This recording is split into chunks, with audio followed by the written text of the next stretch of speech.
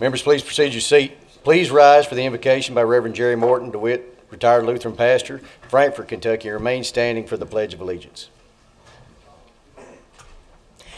Let us pray. Loving triune God, we give you thanks for your many and abundant blessings, for life itself, for sustenance, and the ability to fulfill this important calling in this place. Thank you for useful work and for the honor of bearing this responsibility appropriately.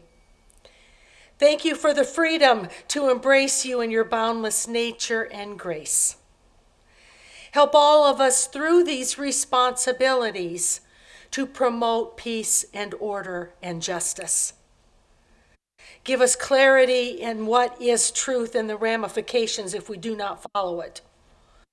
Most importantly, give us strength to continue in that truth.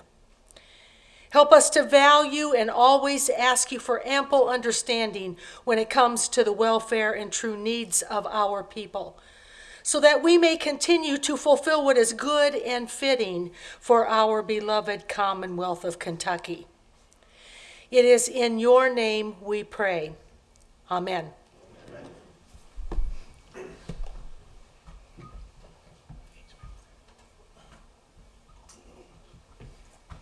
I pledge allegiance to the flag of the United States of America and to the republic for which it stands, one nation, under God, indivisible, with liberty and justice for all. Thank you, Reverend. Appreciate it. Mr. Clerk, sound the chimes. Members would indicate their presence on a roll call machine.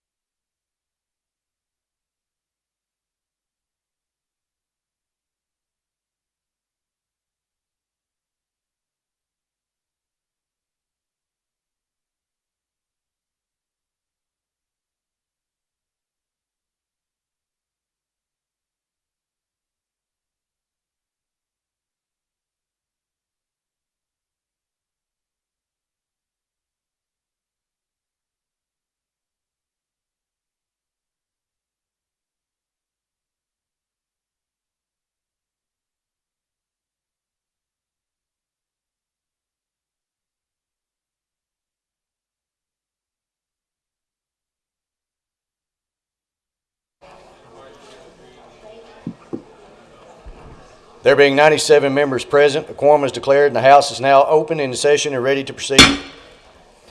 The next order of business is excuse of absent members. Gentleman from Taylor. Mr. Speaker, I move you, sir, that the absent members be excused in accordance with the House rules. Without objection, so ordered. Gentleman from Taylor. Mr. Speaker, I move to suspend the rules for the purpose of allowing members to co-sponsor bills and resolutions or to submit vote modifications and have the proper papers to the clerk to do so. Something like that. Without objection, so ordered. The next order of business is approval of the journal. Gentleman from McCracken. Mr. Speaker, I need to yield to the clerk of the Senate. Chair recognizes the clerk of the Senate. Good afternoon, Mr. Speaker. Good afternoon, Madam Clerk. The Senate has passed Senate Bills 98 and 122 and respectfully requests concurrence of this honorable body. Thank you, Madam Clerk. Thank you, sir. Gentleman from McCracken. Mr. Speaker, I move you, sir, that the journal from Wednesday, February 25, 2026 be approved. Without objection, the journal from Wednesday, February 25th, 2026 is approved. The next order of business is a second reading of bills. Mr. Clerk, please report. House Bill 5 with House Committee Substitute 1, Representative Decker, an act relating to prison educational programs. House Bill 36 with House Committee Substitute 1, Representative Bratcher, an act relating to respiratory care. House Bill 92 with House Committee Substitute 1, Representative Grossel, an act relating to dietitians. House Bill 142 with House Committee Substitute 1, Representative Pollock, an act relating to depredating wildlife and declaring an emergency.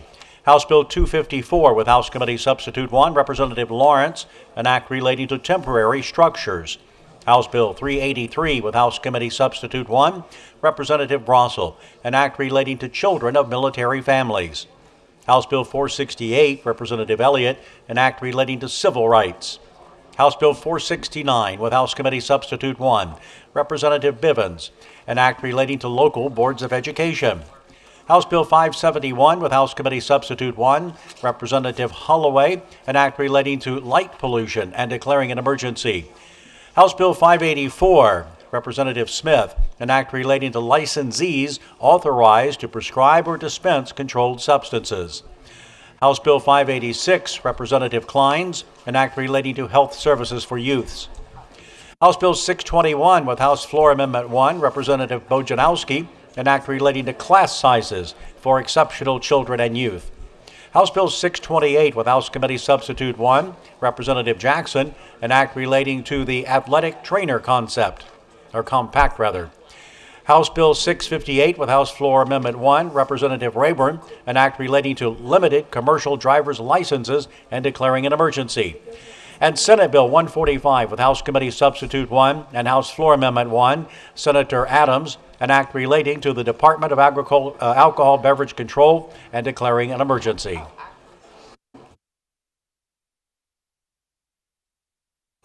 Thank you, Mr. Clerk. The next order of business is report of committees. Mr. Clerk, please report. The Appropriations and Revenue Committee has met and reports House Bill 500 should pass to rules with House Committee Substitute 1.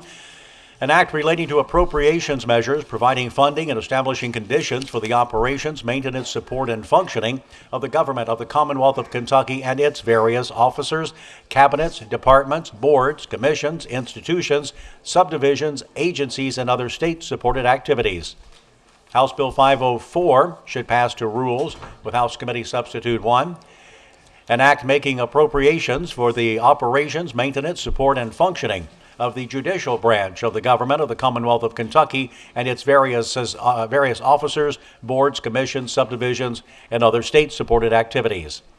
The Economic Development and Workforce Investment Committee has met and reports House Bill 576 should pass with House Committee Substitute 1 and House Committee Amendment 1, the title amendment, an act relating to workforce investment, making an appropriation therefore and declaring an emergency. House Bill 593 should pass with House Committee Substitute 1, an act relating to data centers. The Families and Children Committee has met and reports House Bill 418 should pass with House Committee Substitute 1, an act relating to domestic violence. House Bill 598 should pass with House Committee Substitute 1, an act relating to guardians, ad litem, and other appointed counsel. House Bill 611 should pass with House Committee Substitute 1, an act relating to domestic relations. The Health Services Committee has met and reports Senate Concurrent Resolution 9 should pass, a concurrent resolution directing the Legislative Research Commission to procure a vendor to conduct a feasibility study for an Accountable Communities for Health Medical Delivery Model Pilot Project. Senate Joint Resolution 23 should pass, a joint resolution declaring Kentucky a food is medicine state and directing state agencies to advance food is medicine initiatives. The State Government Committee has met and reports House Bill 145 should pass, an act relating to state personnel. House Bill 567 should pass, an act relating to open records. And the Tourism and Outdoor Recreation Committee has met and reports House Bill 506 should pass with House Committee Substitute 1, an act relating to the Department of Fish and Wildlife Resources. Thank you, Mr. Clerk. All those bills and resolutions receiving favorable committee reports shall be considered as having their first reading in order placed upon the calendar. House Bill 500 and House Bill 504, having received two previous readings, are ordered the possession of the Rules Committee for further action. Next order of business is the orders of the day. Gentleman from McCracken. Mr. Speaker, I move you, sir, that House Bill 500 and 504 be taken from the Committee on Rules and placed in the orders of the day. Without objection, so ordered. Gentleman from McCracken. Mr. Speaker, I move you, sir, that House Bill 500 be taken from its place in the orders of the day, read for a third time by title and sponsor only, and placed upon its passage. Motion made that House Bill 500 be taken from its place in the orders of the day, read for third time by title and sponsor only, and placed upon the floor for its passage. Mr. Clerk, please report. House Bill 500, an act relating to appropriations measures providing funding and establishing conditions for the operations, maintenance, support, and functioning of the government of the Commonwealth of Kentucky and its various officers, cabinets, departments, boards, commissions, institutions, subdivisions, agencies, and other state-supported activities. Representative Petrie. Gentleman from McCracken. Mr. Speaker, I yield to the gentleman from Todd for explanation of the bill and motion thereon. Chair recognizes the gentleman from Todd for an explanation of the bill and a motion thereon. Thank you, Mr. Speaker. If you will ask the clerk to report House Committee Substitute 1 to House Bill 500. Mr. Clerk, please report. House Committee Substitute 1 to House Bill 500. Gentleman from Todd. Move for adoption. Question for the body is on adoption of House Committee Substitute 1. Is there any discussion? Seeing none, all those in favor, please signify by saying aye. Aye. All opposed, nay. Motion carries. House Committee Substitute 1 is adopted. Gentleman from Todd. Thank you, Mr. Speaker. House Bill 500 is the executive branch budget bill. Good first draft of this bill. As indicated in my floor remarks back on January the 27th when we first introduced the bill, that was used to begin conversations, and there were people, some in some agencies, that availed themselves of that opportunity. Not included in that version, we had capital projects that were omitted. Agency requests were not approved and included. Medicaid was not addressed. Primary and secondary education not addressed. Post-secondary and many other issues, again, to start those conversations. It was not and could not be a proposal, especially without those items. We announced that this was very different from prior years where we would pre-package the budget bill and introduce and push along in the process. This was designed very, very differently. Process that we used has resulted in greater transparency. I've received several comments inside the chamber as well as outside thanking for the process and the most they had seen in a decade or better in their experience, and I appreciate those communications to us. And I will have to say unprecedented work because of this process with our Budget Review Subcommittee chairs. We won't be taking up transportation today, and I don't mean to exclude, but on the House Bill 500, the other 7 have done great work in their committees, vetting issues, fielding questions and comments from members as well as interested stakeholders, and they have unprecedented way dealt with issues and helped us gather that input and work our way through when we tried to bring the full package together with the committee sub.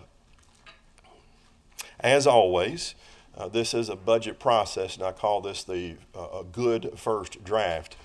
This is our good first draft that will come out of the House, but as you know, there will be a second draft, and although the Senate will mess it up, it'll come back to us, and we will work out our differences in conference committees. House Bill 500 is structured as follows. First, again, we separate out operational considerations from long-term investments. We focus on the operational investments over a 2-year period. That's the most immediate needs that we have, rather than long-term where we go for capital infrastructure projects and other longer-term needs. We did this in the 2024 session by bifurcating with different bills. At that time, we had House Bill 1 for one-time appropriations and then a regular bill for operational. We've continued with that theme this time. Operational budget, we focused again on the near-term needs for the next 2 years, and our stress, we focused on needs, not wants. Speaking of wants and not funding those with taxpayer money, we did not feed the appetite of $10 billion of additional funding from the executive branch's requests. We focused on those needs, and ultimately we ended up at about a restrained growth of spending in each year of a little less than 2%. So we have restrained that spending growth. 2% is a good benchmark for that, and I think we're like 1.9. We're right in that 2% target that we had set for ourselves. We achieved this in part by adopting the executive branch base reductions. Basically, that was a 1% that occurred for the FY26. We rolled that into 27, resulting in a 4. We added 3 on, and then a 3% reduction that would be in FY28. But the base reductions did not apply everywhere. We exempted out several budget units. Those include Veterans Affairs, SEEK, Learning and Results, School Facility, County Cost, Medicaid Benefits, Behavioral Health, Family Resource Centers and Youth Services Centers, Juvenile Justice, Department of Corrections, Community Services and Local Facilities, Department of Corrections Adult Correctional Institutions, Department of Corrections Local Jail Support, and the Post-Secondary Performance Fund. Still, while we exempted those things and applied the base reductions elsewhere, we were able to continue what this General Assembly has been doing at least since 21 and 22, is regaining focus on increments for state workers in the executive branch. And as we have done before, we have not withstood and gotten rid of a CPI adjustment for constitutional officers and elected officials, governor, those type things in the executive branch, and everyone, elected and unelected, are on an increment, and this is set as a 2% in the first year and another 2% in the second year. Likewise, goes right along with that salary increment. We have a 2% in one first year and a 2% in the second year regarding CLEP incentives and similarly situated incentives. We also have been able to address, I hope in a large part, but not fully, the salary compression issue. Right along with increments, we've been dealing with salary classification studies, which were finally completed and have now been implemented. And then compression is the last issue, and I think this goes a long way toward that. For longer term investments, not operational, we again plan to use the Budget Reserve Trust Fund. As in 2024, we'll use a one-time appropriations bill for those longer-term investments. Accordingly, as we try to even plan for the next budget cycle, House Bill 500 budgets to deposit approximately 2% of our projected revenues over the next 2 years into the Budget Reserve Trust Fund, or approximately $614 million over the biennium. That would be about 2% of revenues projected at this point. From the Budget Reserve Trust Fund, we'll statewide intend to improve statewide improvements such as the grant program. I think last in 2024, we placed $200 million into that plan to help counties and cities and nonprofits and anyone that would partner up with them for things like infrastructure, workforce, sidewalks, roads, bridges, wastewater, water, and that program continues on, but it is funded from the one-time investments much longer. Likewise, the product development initiative, statutory framework around it so that we can encourage economic development throughout the Commonwealth, funded from one-time funds. The W Waters program for distressed water districts for emergency needs as well as long-term infrastructure. Again, that same one-time funding. Specific regional infrastructure projects, water, wastewater, all kinds of infrastructure, as we've done before. And then similar smaller district projects which otherwise likely would just fall through the cracks and not be addressed, but do have a quality of life effect on constituents of ours. So overall, you look at the numbers, the revenues expected to be about $5.9 billion in 2027, about $16.2 billion in 2028 fiscal year. So about $32 billion over the biennium. After appropriations, we should have approximately $614 million left over. Restrain the growth in spending to 2% or less, and then take 2%, as we all should be doing in our households and business. We take part of our operational money, put it in a savings account or an investment account.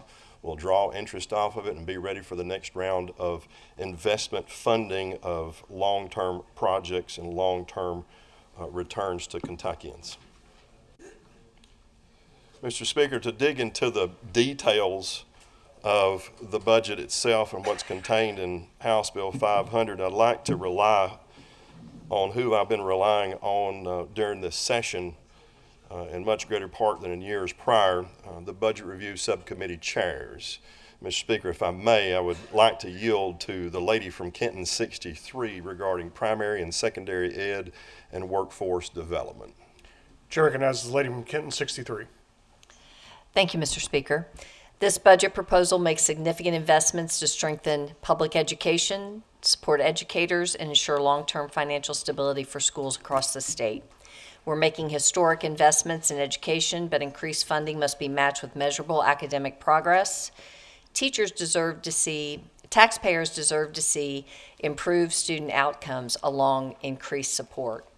This means that $7.1 billion in taxpayer funding directed to public education through HB 500 must be accompanied by measurable improvements in student academic performance. Our proficiency scores for math and reading remain below 50% across all grades.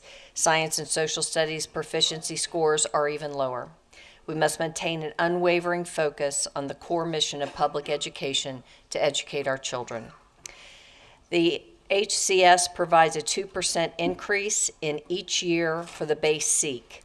This raises the guarantee funding factor to increase from $4,586 in FY26 to $4,626 in FY27 and $4,792 in FY28, providing an additional $369 million more in funding across the biennium.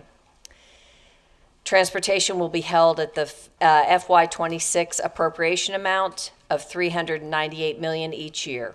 We're providing equalization funding for the newly levied recallable nickels. Career and technical education funding and language remains the same as it has been in the budget since 2022. It fully funds statutory on-behalf payments to the teacher's retirement system and increases general fund support to equalize recallable nickel funding, helping to ensure more equitable funding across school districts. It also adds transparency measures requiring reporting per student state funding, including fringe benefit contributions. We have authorized infrastructure projects for the Kentucky School for the Blind, the Kentucky School for the Deaf, and the FFA Leadership Training Center. The plan prioritizes House majority support for fully funding health insurance costs for local school district employees, continuing full actuarial determined contributions to the teacher's retirement system, and addressing employer match deficits and the legacy benefit obligations. Investments are also included to maintain critical administrative systems to ensure long-term sustainability of retirement benefits. Overall, these measures reinforce the state's commitment to educational equality, educator support, student well-being, and the responsible fiscal stewardship, all of which are essential to maintaining a strong, effective public education system.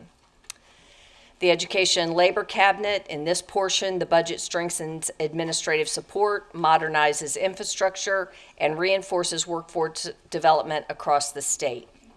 General administration and program support is authorized to a $4 million maintenance pool capital project funded through investment income to ensure facilities and operational infrastructure remain functional and efficient.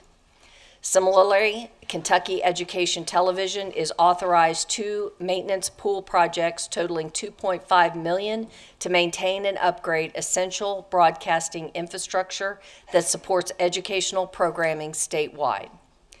Workforce Development receives a $2.3 million annual general fund increase to meet higher federal match and maintenance of effort requirements for the vocational rehabilitation grants to states' programs, ensuring continued access to critical employment services for individuals with disabilities.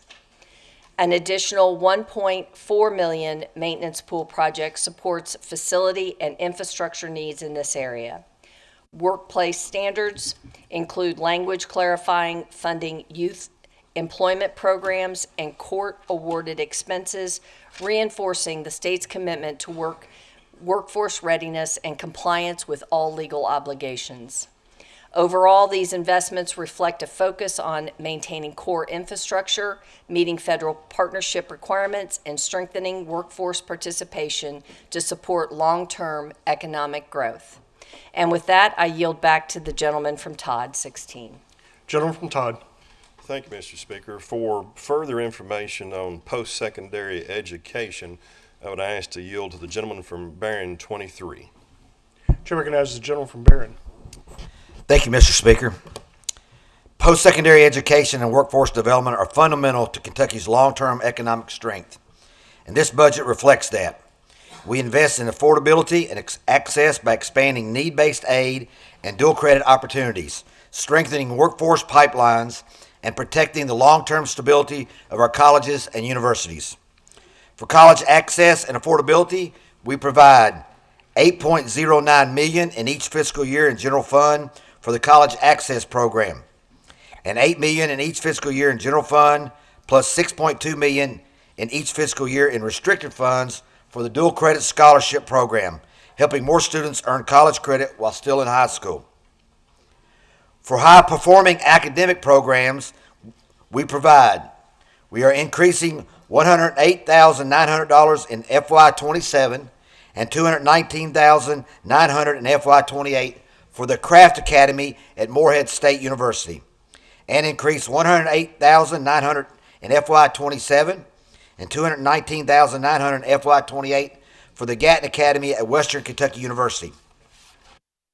For workforce and professional training, we provide $369,600 in FY27 and $757,800 in FY28 in general fund for 10 additional veterinary contract slots to address workforce shortage in rural and agricultural communities.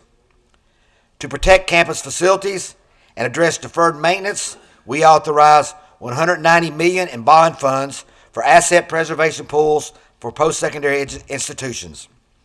We also support career and technical training through the Kentucky Community and Technical College System by providing $2,318,100 in FY27 and $1.33 million in FY28 and restricted funds for the Firefighters Foundation Program Fund to increase incentive payments for professional firefighters, increase aid to voluntary fire departments, and replace unsafe fire equipment. These investments strengthen affordability, expand workforce readiness, protect critical campus infrastructure, and ensure post-secondary education remains a strong driver of opportunity across the Commonwealth. With that, I yield back to the gentleman from Todd, 16. Gentleman from Todd. Thank you, Mr. Speaker. For further information on health and family services, may I yield to the gentleman from Hopkins 4. Chair recognizes the gentleman from Hopkins. Members, this budget strengthens Kentucky's health and human services safety net while also emphasizing accountability. It holds Medicaid steady, protects core services for our most vulnerable citizens, and ensures that we are implementing the policy direction set by our federal counterparts with the passage of House Resolution 1. We expand Medicaid waiver slots for individuals with disabilities, increase support for behavioral health and substance abuse disorder programs, and invest in community-based services, including child welfare, domestic violence shelters, and rape crisis centers. This budget also provides 125 new Michelle P. waiver slots, funded with $1.22 million general fund dollars, $2.87 million federal funds in FY27, $2.05 million general funds in fiscal year 28. It also provides 150 new community living waiver slots, funded with $3.46 million general funds in 27, $5.15 million general fund dollars in FY28. It also funds 175 new HCBS waiver slots, funded with $1.53 million general fund dollars in 27, $2.14 million general fund dollars in FY28. We also address the rising costs in public health, rural health transformation, and laboratory capacity. This includes $275 million in bond funds to expand the central laboratory and $212.9 million in federal funds each year for the Rural Health Transformation Program. This budget increases $43.5 million in FY27 and $58 million in FY28 to cover the state cost share of the SNAP administration fees. Finally, this budget includes $128,100 in general fund and FY27 to create a new pharmacist provider type and implement pharmacist payment parity in Medicaid and CHIP, expanding access to care, especially in rural and underserved communities, while keeping Medicaid benefits stable and securing any future reductions, prioritize services not expressly authorized by the General Assembly. With that, I'd yield back to the gentleman from Todd. Gentleman from Todd. Thank you, Mr. Speaker. For more information on personnel, public retirement, and finance, I'd ask to yield to the gentleman from Christian 8. Chair recognizes the gentleman from Christian 8. Mr. Speaker, I want to thank the gentleman from Todd for pulling more of us into this system and trying to craft this budget. So I do want to thank the gentleman from Todd who's done a lot of hard work, and we appreciate more of us being a part of it. Thank you. This portion of the budget prioritizes infrastructure modernization, operational efficiency, and strengthening the state's long-term financial obligations. Facilities and support services receive targeted increases in restricted funds to address essential operational needs, along with the authorization for $29.5 million in capital projects funded through investment income. These projects ensure state facilities remain functional, safe, and properly maintained while avoiding reliance on additional general fund dollars. The Commonwealth Office of Technology receives additional restricted funds to enhance cybersecurity and protect critical state systems, reinforcing the state's commitment to safeguarding sensitive data and digital infrastructure. Administrative improvements are also prioritized. The Personnel Board is provided funding for a new case management system, upgraded hearing room technology, soundproofing improvements, and adjustments to hearing officer compensation, modernization processes, and improving efficiency and fairness.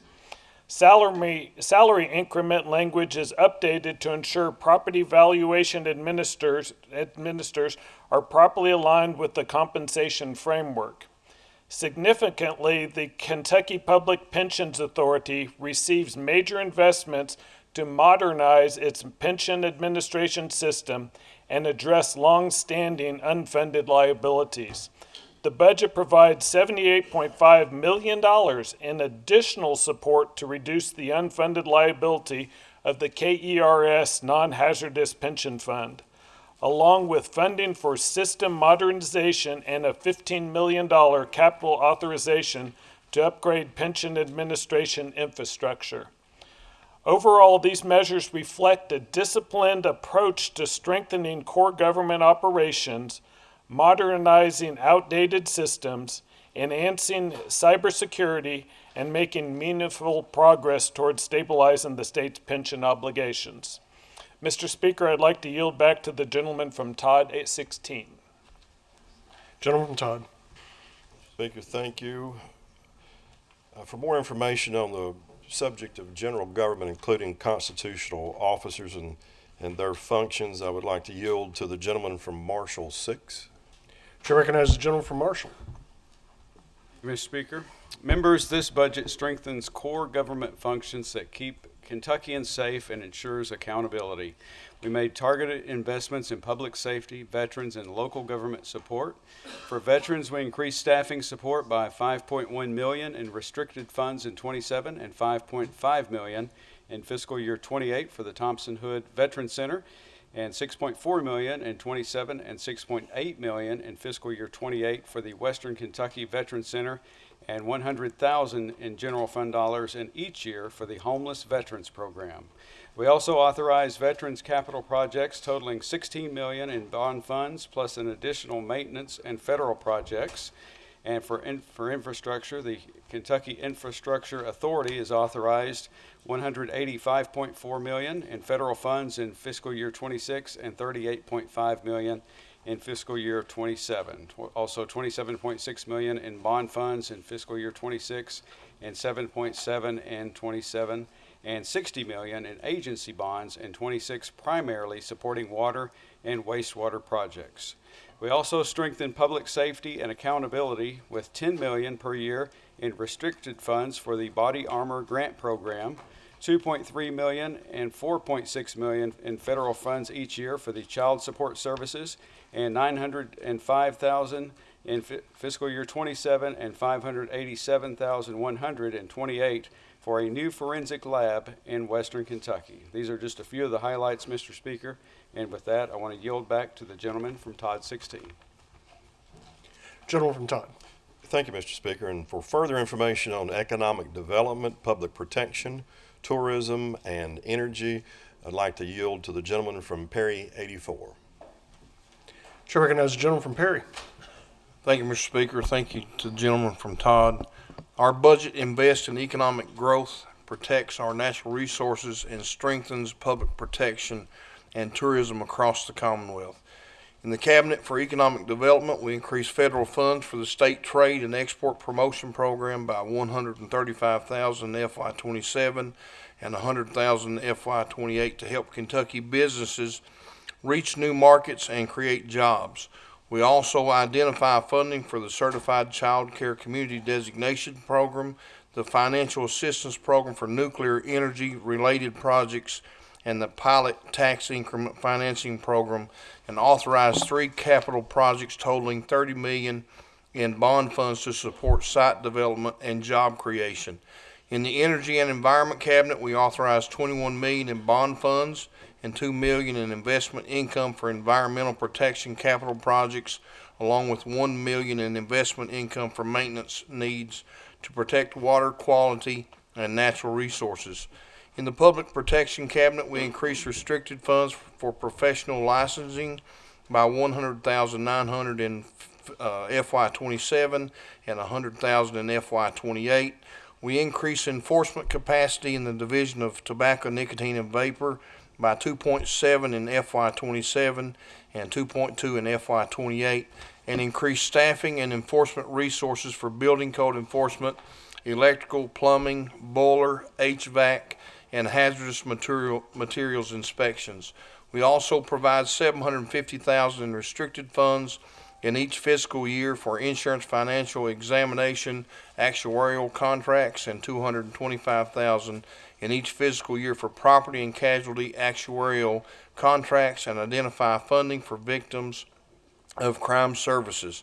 In the Tourism, Arts, and Heritage Cabinet, we invest in Kentucky's tourism economy through major maintenance and capital investments, including $20 million in investment income for state parks, $3 million for the Kentucky Horse Park, $6 million for the State Fair Board and Maintenance Pool, and $35.5 million in restricted funds and $18 million in federal funds for fish and wildlife capital projects, including $33.5 million for Kentucky Fish Hatchery and $5 million in investment income for the Old State Capitol Preservation Project. This budget also increases restricted funds by $250,000 in each fiscal year to support the transfer of $1.5 million in each fiscal year to the Kentucky Mountain Regional Recreation Authority. The Kentucky Mountain Regional Recreation Authority is especially important to me because it represents a long-term investment in outdoor recreation, trail systems, and tourism infrastructure all across eastern Kentucky. These projects bring visitors, support small businesses, and help diversify local economies in some of our most rural communities. This budget makes targeted pro-growth investment that strengthens Kentucky's economy, protects public safety, and supports the tourism and outdoor economy that so many communities depend on. Mr. Speaker, I yield back to the gentleman from Todd 16. Gentleman from Todd. Thank you, Mr. Speaker, and those are great summaries within the respective jurisdictions and subject matters of the Budget Review Subcommittee chairs and in their committees. And again, I do appreciate their unprecedented work of gathering information and helping us think through each and every issue. And I will simply go back and reiterate one more thing, and you're coming, don't worry. We've got one more, don't want to leave her out. For some more on justice, public safety, and judiciary. An especially good presentation and especially good work. Yield to the lady from Kenton 65. Chair recognizes the lady from Kenton 65. Thank you, Mr. Speaker. Public safety and the rule of law are fundamental, and this budget reflects that. We support law enforcement, training, and equipment, provide CPI-based salary adjustments for state troopers and commercial vehicle enforcement officers. We fund medical examiner services in Northern Kentucky and invest in juvenile justice and detention facilities. For the Kentucky State Police, we provide $3.8 million general fund and $1.8 million road fund in FY27. And $7.4 million general fund and $3.7 million road fund in FY28 to fund CPI-based salary adjustments for troopers and commercial vehicle enforcement officers. For corrections, we address rising medical costs and fund major maintenance and capital needs to ensure safe and secure facilities, including $4 million in FY27 and $9 million in FY28 in general fund for medical costs. For juvenile justice, we provide $6.5 million in FY27 and $12 million in FY28 to support the Jefferson County juvenile detention facilities. Mr. Speaker, I yield back to the gentleman from Todd. Gentleman from Todd. Thank you, Mr. Speaker. And with that, that's the last of our summaries, but I will do a little foreshadowing of whenever we take up the judicial budget. The lady from Kenton 65 does such a good job on House Bill 500 that she will be our exclusive and sole source of information about the details in the 504 budget for judiciary. Again, thank you to everyone that has helped on this. And in summary, I'll go back to revenues, approximately $15.9 billion in the first year, $16.2 in the second as projected, with appropriations growth in those not exceeding 2% in each year, with deposits into the Budget Reserve Trust Fund over the biennium of approximately $614 million, which would result in about 2% of our revenues being deposited into the trust fund in order to address longer-term needs of Kentucky. With that, Mr. Speaker, I move for final passage of House Bill 500 as amended by House Committee Substitute 1. Question before the body is passage of House Bill 500 as amended by House Committee Substitute 1. Is there any discussion? Shockingly, there is. Chair recognizes the gentleman from Jefferson 42 for discussion of the matter. Thank you, Mr. Speaker. Will the sponsor yield to a question? He will yield. Gentlemen, it's my understanding that the budget pulls about $350 million out of the Department of Insurance Fund to the Budget Reserve Trust Fund. And it says that up to $250 million of that could be used to pay Medicaid claims in the future. Could you tell me why is that money being routed through the Budget Reserve Trust Fund rather than put directly into the general fund? And I ask that because I had an understanding that we didn't want to use the Budget Reserve Trust Fund for ongoing expenses. Gentleman from Todd. Thank you, Mr. Speaker, and good question. The funds in the Department of Insurance are restricted funds which come from receipts into that department and accumulate over a fairly lengthy period of time, and they do accumulate to a decent sum of money for restricted funds. If you were to move those restricted funds in the amount of $350 or $250 into the operational budget and basically substitute and supplant and support general fund operations, then what would happen is in the next budget cycle we would have to come up with the additional $250 or $350 in general fund dollars.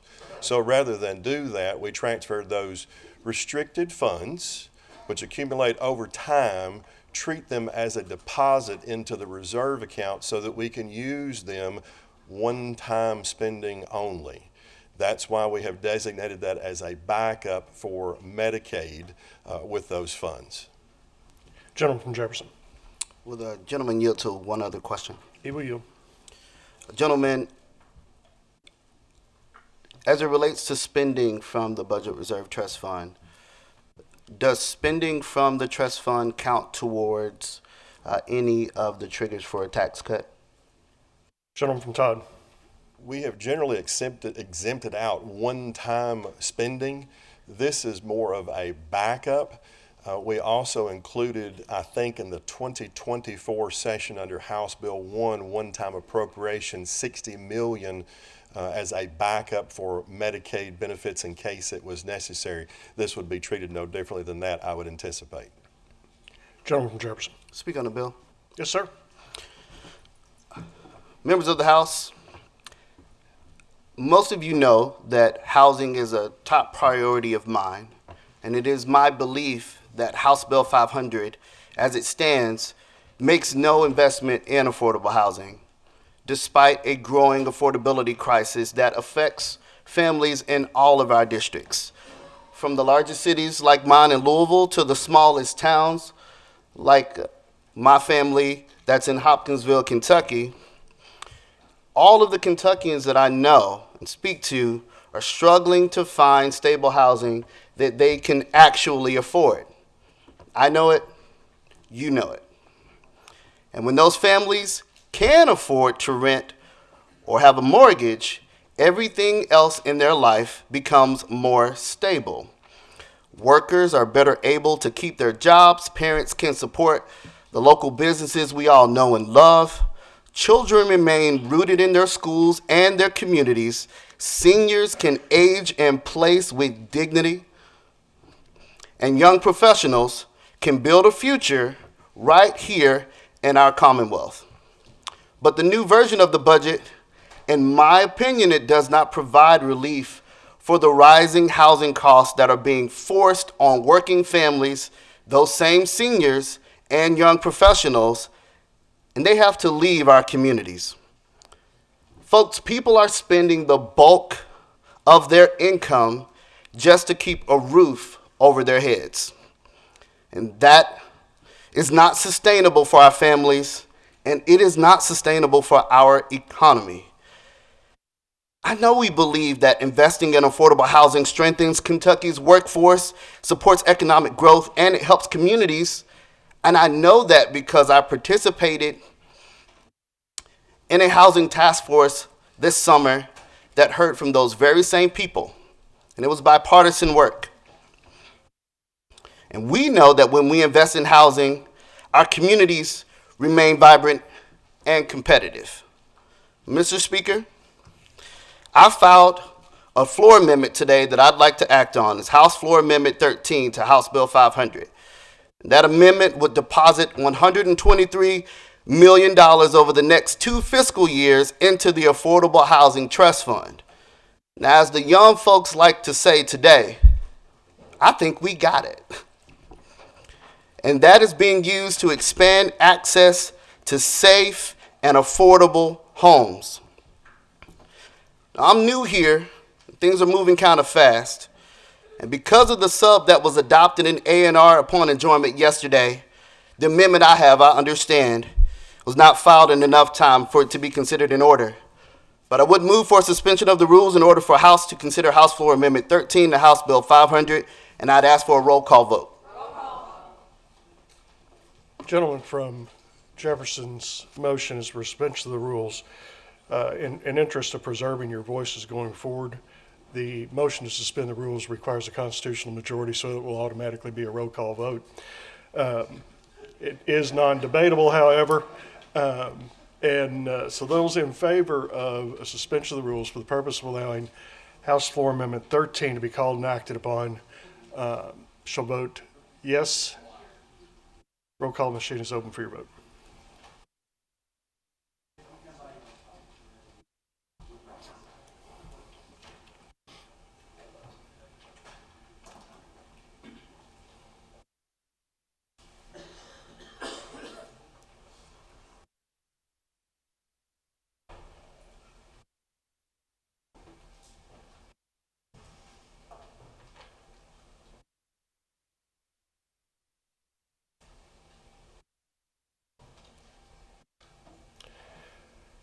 Have all those voted aye that intend to vote aye?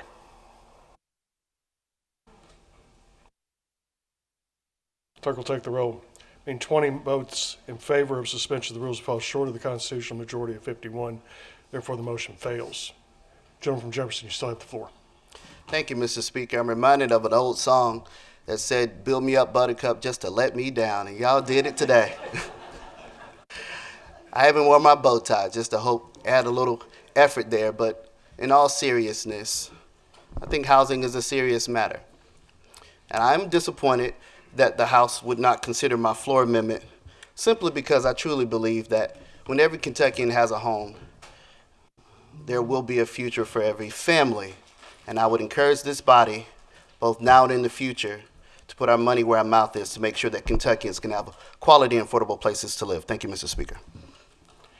Chair recognizes the lady from Fayette 93 for discussion of the matter. Thank you, Mr. Speaker. May I ask a question? The sponsor question? He will yield to a question. Thank you. Sponsor, does the new version of the budget contain any increases for preschool or extended school services, family resource centers in the schools, or the Center for School Safety? Gentleman from Todd. Trying to catch all of those you want me to do them again? at the same time. You will find some increase, no straight reductions, but not much increase in those that I can recall. No reductions, and I think on extended school services we may have added language to make sure it was actually done after school, but nothing affecting the dollar figure on it. So straight increases, I don't recall any. Lady from Fayette. Thank you. May I ask one more? He will yield to a question. Thank you. Are there any funds that have been included for textbooks or teacher professional development? Gentleman from Todd. I recall no line item or anything in the bill that would refer to those words that you use. However, those funding functions are included in SEEK and in Tier 1 is the way we look at that. Lady from Fayette. Thank you. May I speak on the bill? Yes, ma'am. I want to begin by acknowledging the improvements that this new version of House Bill 500 has made.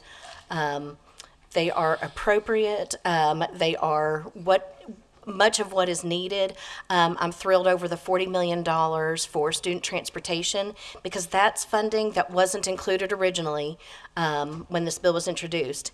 And while we need to do more, that investment matters to districts across the Commonwealth. It matters to the families whose children we serve and who rely on safe, reliable transportation to get their kids to school every day. So thank you all for that. This version of the budget also takes a step in the right direction by including a small increase in SEEK funding.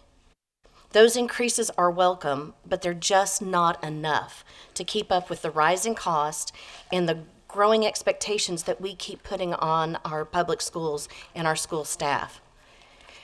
Because we have failed year after year to adequately fund public education, teachers and support staff are stepping in to fill in the gaps, and they've been doing this for years. They are purchasing classroom supplies, they are purchasing personal care items, as well as food for their students. And it's all coming out of their own pocket, just to make sure that the kids that they serve have what they need to learn. Our educators continue to show up for our children every day, and they are making a difference every single day. But Kentucky still remains 42nd in the nation in average teacher pay. Our teachers are being asked to absorb rising costs at home while personally subsidizing our education system at work, and this is unsustainable and unacceptable. And that's why, Mr. Speaker, I'd like to act on a floor amendment. Today I filed House Floor Amendment 12 to HB 500. This amendment would give our teachers and our school support staff a well-deserved but small, meaningful pay raise. Our teachers and school staff shouldn't have to choose between taking care of their own families and taking care of our kids as the collective our. If we truly value public education, then our budgets have to reflect that commitment, not just in words, but in sustained, meaningful investment. Because of a committee sub being adopted yesterday in the House A&R committee, the amendment I had ready to file, this amendment I had ready, but I wasn't able to file it in enough time to be considered in order. So I move for a suspension of the rules for the House to consider House Floor Amendment 12 to House Bill 500. Motion of the lady from Fayette 93 is for suspension of the rules for the purpose of allowing House Floor Amendment 12 to be acted upon. Motion is non-debatable, requires a constitutional majority of 51. Those in favor of suspension of the rules, vote aye. Roll call is open for your vote.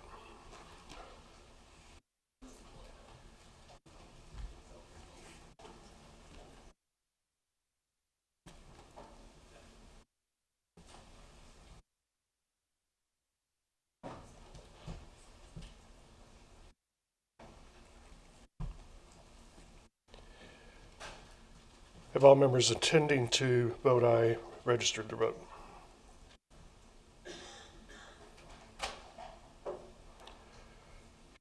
Clerk will take the roll. Being 20 members voting aye, the motion to suspend the rule falls short of the 51 vote threshold. Lady from Fayette, you still have the floor. Thank you, Mr. Speaker. Again, I want to commend the LRC staff as well as the A&R chair and everyone who's worked with them to come up with the current budget that we see. It just simply doesn't go far enough when we are talking about the education of our children and the future of Kentucky. Thank you, Mr. Speaker. Chair recognizes the lady from Fayette 76 for discussion of the matter. Thank you, Mr. Speaker. May I speak on the bill, please? Yes, ma'am. Thank you. I want to acknowledge that this budget makes some really important investments in our public schools.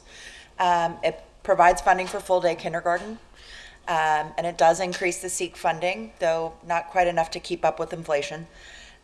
These steps are a great start, and I'm really grateful for them. But while they're welcome, they really aren't enough to ensure that every child enters school ready to learn.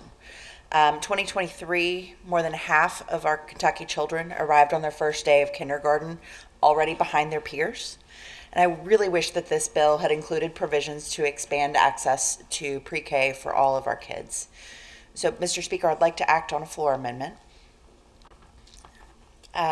Today, I filed House Floor Amendment 14 to House Bill 500, which would invest $46.5 million to expand pre-K access across the Commonwealth. Not only would doing this address kindergarten readiness, adding investment to pre-K to House Bill 500 would allow more Kentuckians to re-enter the workforce. There have been estimates from January till September 2024 over 70,000 Kentucky adults were not able to work because they needed to take care of at least one child who was not enrolled in school or childcare. Implementing pre-K for all will help more Kentucky parents participate in the workforce, help grow our local economies. Because the committee sub was adopted yesterday in the House A&R committee, the amendments that were ready to go were not filed in time to be considered in order. So I would move for a suspension of the rules in order for the House to consider House Floor Amendment 14 to House Bill 500. The lady from Fayette 76's motion is for a suspension of the rules for the purpose of allowing action on House Floor Amendment 14. Motion is non-debatable, requires a constitutional majority of 51. Those in favor of suspension of the rules vote aye. Roll call is open for your vote.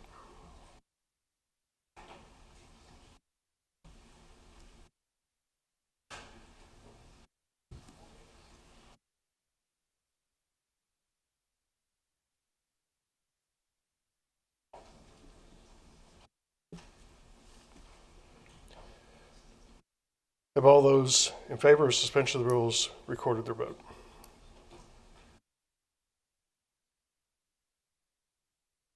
Clerk will take the roll. In 19 members voting aye, the motion to suspend the rules falls short of the 51 vote constitutional threshold. Lady from Fayette, the floor is still yours. Thank you, Mr. Speaker. May I continue to speak on the bill? Yes, ma'am. Thank you. Obviously, pre-K for all is something that I'm very passionate about. I believe we have collectively heard from about 70,000 Kentuckians through the pre-K for all initiative. That represents people across the entire state, my constituents and yours. It is something that I believe helps solve our problems upstream. It helps get kids ready for school. It helps our schools succeed by having kids who are ready to learn. It helps workforce participation. It helps families. It helps with our long-term growth and economic development, talent attraction, all of the above. So I'm disappointed, obviously, that my floor amendment was not considered in order today. I hope that this is something that we can get back into the budget through the process with the Senate and the Joint Committee. For now, I think my appreciation is that, yes, we did go through the budget subcommittee review process, and I appreciate that. However, I had a visit with a colleague earlier today from the other side of the aisle who quoted Ronald Reagan to the group of the Student Government Association from the University of Kentucky. And that's a very basic quote of trust but verify. And for me, I trust that my colleagues have gone through this budget reserve process, but I don't feel like we have been given the time to verify, nor have our constituents been able to verify the information that came out yesterday and is still not available on the LRC website. So for that reason, I hope that we can continue to do better and keep the transparency going. But thank you. Chair recognizes the lady from Franklin 57 for discussion of the matter. Thank you, Mr. Speaker. Will the gentleman yield to a question? He will yield. Gentlemen, the retirees have not received a cost of living adjustment since 2011. That's 15 years. Is there a cost of living adjustment or payment in lieu for the retirees in this budget? Gentleman from Todd. Lady, good question. And no, there's nothing addressed for such an item in the operational budget, which is House Bill 500. That would be solely a one-time expenditure. Discussions prior have all revolved around a one-time expenditure bill, and as I understand the advocacy over recent years, a one-time 13th check, it would not be appropriate to include in the operational budget for recurring expenses. Lady from Franklin. Would the gentleman yield to another question? He will yield. It is my understanding, with the short time we've had to review this, that the issues that are addressing compression in this are only CHFS and the Transportation Cabinet. Is that correct? Gentleman from Todd. That is correct. Those are two of our largest units with compression issues. A plan was presented by the executive branch some years ago. It didn't come to fruition. And then in the 25 session, another plan was presented We think it may work. They have questions also.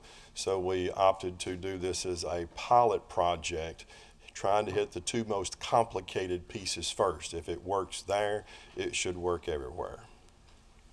Lady from Franklin.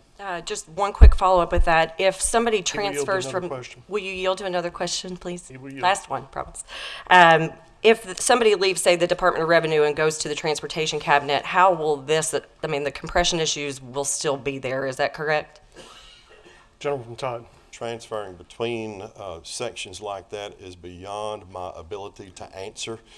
Personnel is very complicated, and I do not presume to be an expert. I rely on staff and executive branch when they engage on that issue, and personnel. We have explored it as best we can. Piloting was the best approach rather than implement it full system-wide and find out the problems then. Thank you for that. Mr. Speaker, may I speak on the bill? Yes, ma'am. As the state representative for the Commonwealth's capital, my district is home to thousands of state employees. These are hardworking teachers, state troopers, social workers, bus drivers, and dedicated staff who keep our state government and the Legislative Research Commission running every day. Over the past several weeks, our offices have been flooded with phone calls, emails from constituents deeply concerned about what House Bill 500 would mean for their health insurance they and their families rely on. I was relieved to see that the version of House Bill 500 before us today removed the proposed cap on the state's contribution to the Kentucky Employees Health Plan, something that would have been unprecedented in our state budget. While I am grateful for this change, I wish this budget went further to take care of our state retirees who have not received a cost of living adjustment in over a decade.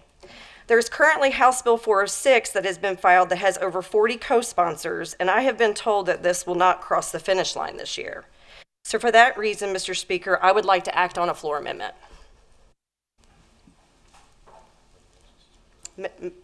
I'm getting there. I filed House Floor Amendment 11 to House Bill 500. This amendment would extend the 13th check to our state retirees at a time when inflation continues to strain household budgets. Our retirees deserve this at a minimum. While it will not fix everything, it would provide real relief for families facing an ongoing affordability crisis. I tried to stress these points in bipartisan conversations about this because we do have the resources to act, and because addressing this affordability for working families and retirees alike should be a shared priority of this entire body.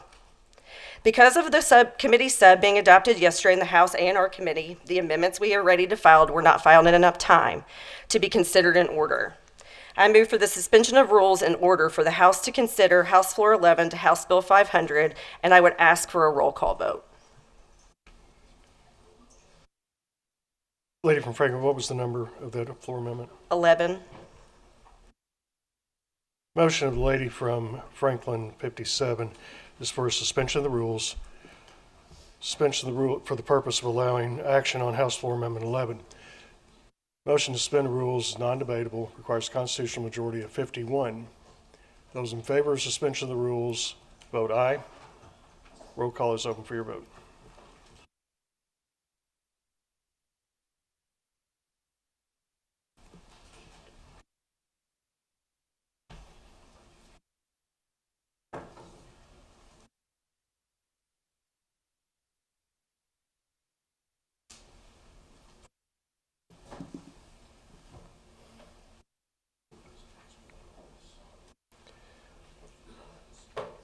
Have all members in favor of suspension of the rules registered their vote?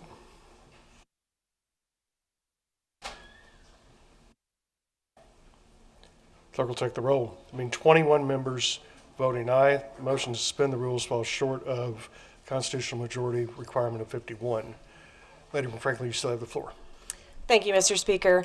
I would seriously like to ask the gentleman from Todd to consider the one-time appropriation to House Bill 406 to go ahead and fund this much-needed 13th paycheck for our state retirees. Thank you.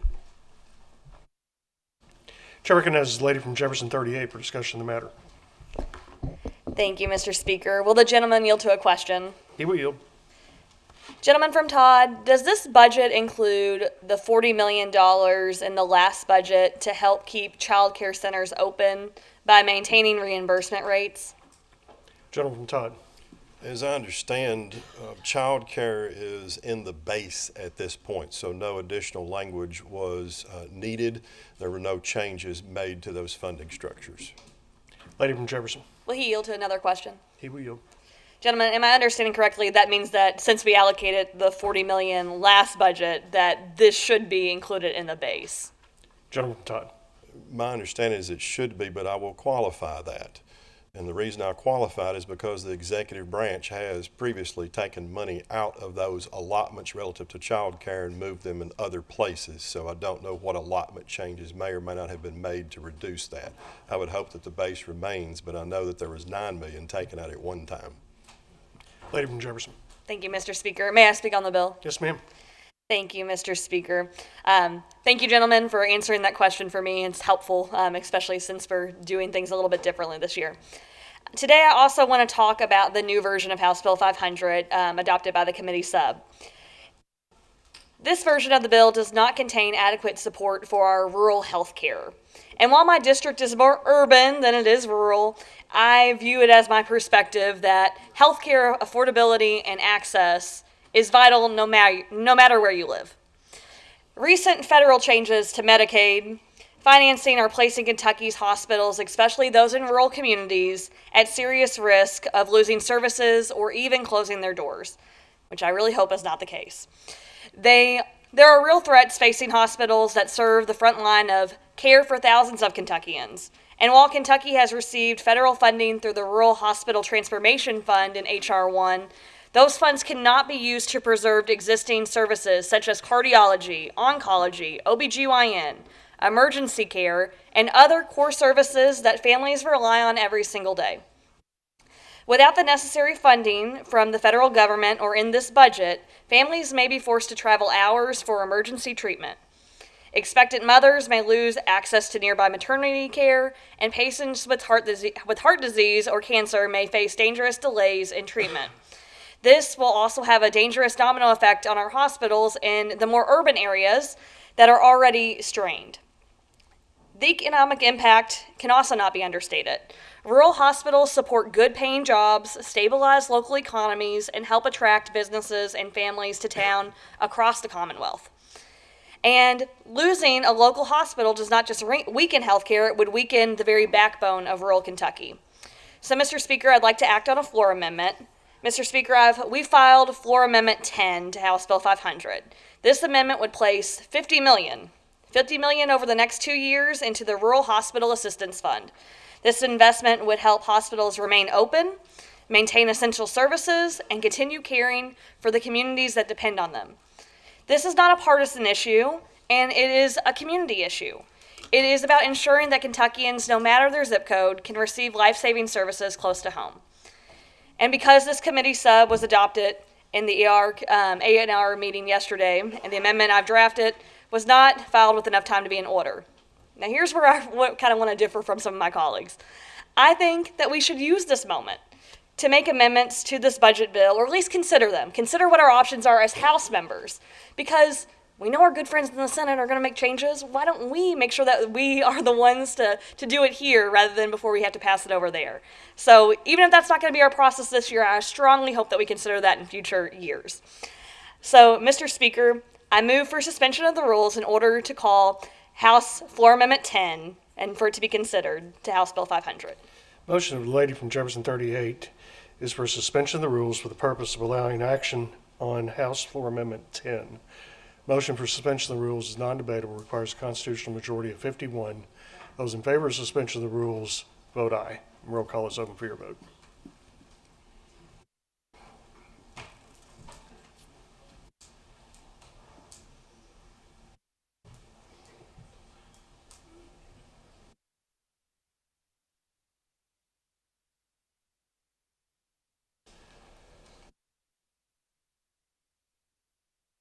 Have all members supporting suspension of the rules recorded their votes?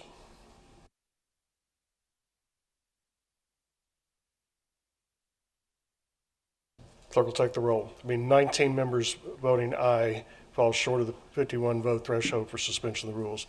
Lady from Jefferson 38, you still have the floor. Thank you, Mr. Speaker. I'll continue to speak on the bill. As we all know, this budget is a work in progress. And as we work through this process, I hope that we address these changes in the coming renditions of this bill. And as we pass it over to the Senate. The Medicaid budget still has a long way to go, and I really hope that we, while trying to work on making sure that we limit fraud and misuse, that we do not do further harm to the folks that need Medicaid the most, especially our families in Kentucky in rural areas that rely on it so heavily.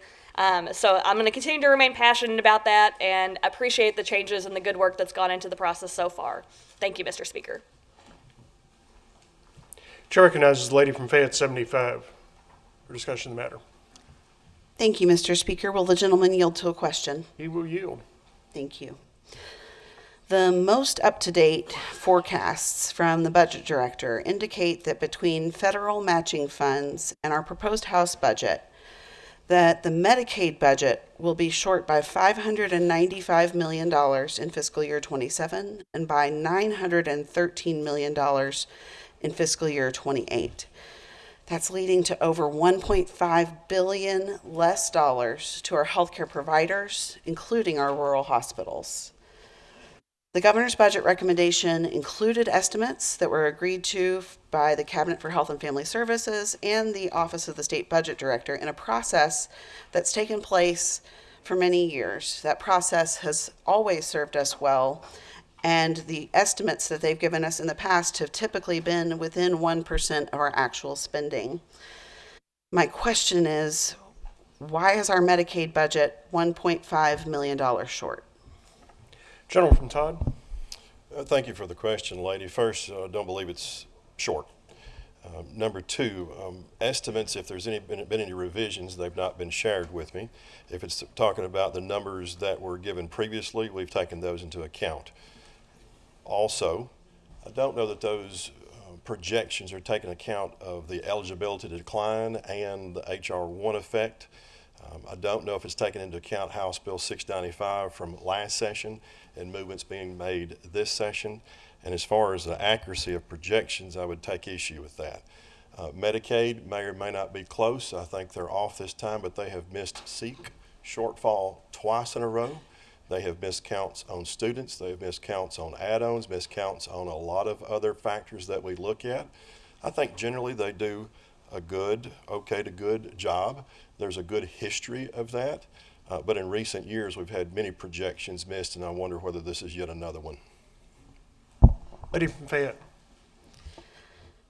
Thank you for the answer, Chairman. May I speak on the bill? Yes, ma'am. When it comes to important decisions, like how we treat the Medicaid program, I believe in erring on the side of caution, because what we're talking about is life and death, health and illness. Whether or not your mother or cousin or sister or neighbor will survive a health incident. Kentucky families are already facing rising healthcare costs, and the new federal requirements from HR 1 are making it harder for people to remain eligible for coverage. If HB 2 passes as currently written, the additional requirements could widen the gap even further. The House Committee substitute of House Bill 500 leaves an estimated $1.5 billion gap in Medicaid funding when accounting for lost federal dollars as well. That shortfall threatens services for families who have children with special needs, services for seniors, and people with living with disabilities. I prepared House Floor Amendment 9 to address the gaps. I'm proposing an appropriation of an additional $435.5 million over the next biennium to ensure that Medicaid is better funded where House Bill 500 falls short. This investment protects critical health services and helps Kentuckians afford and maintain coverage when they need it most. But my amendment does more than stabilize funding. It also protects the most vulnerable among us, I'm proposing an additional 125 Michelle P. waiver slots for a total of 250 new Michelle P. waivers for those who rely on mental health and intellectual disability services. These supports include behavioral services, day training, personal care, and home adaptations that allow individuals to live with dignity and their families to remain stable. For those families raising children with special needs, this program is not optional, it's essential. House Floor Amendment 9 also proposes adding 75 additional new HCB waivers for a total of 250 new home and community-based waiver slots to help seniors and individuals with disabilities live independently rather than institutions. These services include attendant care, home-delivered meals, and case management, supports that allow Kentuckians to age in place and remain part of their communities. In total, that's $6.6 million in additional costs to secure 200 more waiver slots than currently allotted in House Bill 500. It's our duty as legislators to ensure the people most in need are not forgotten. No child with disabilities, no senior at home, and no family should be left waiting for services that allow them to live safely and with dignity. House Floor Amendment 9 is about stability and responsibility. It's ensuring that every Kentuckian can access the health care they need without having to choose between coverage and basic necessities. Mr. Speaker, I move to suspend the rules in order to consider House Floor Amendment 9. Motion of the lady from Fayette 75, suspension of the rules for the purpose of allowing action on House Floor Amendment 9. Motion to suspend the rules is non-debatable, requires a constitutional majority of 51. Those in favor of suspension of the rules, vote aye. Roll call is open for your vote.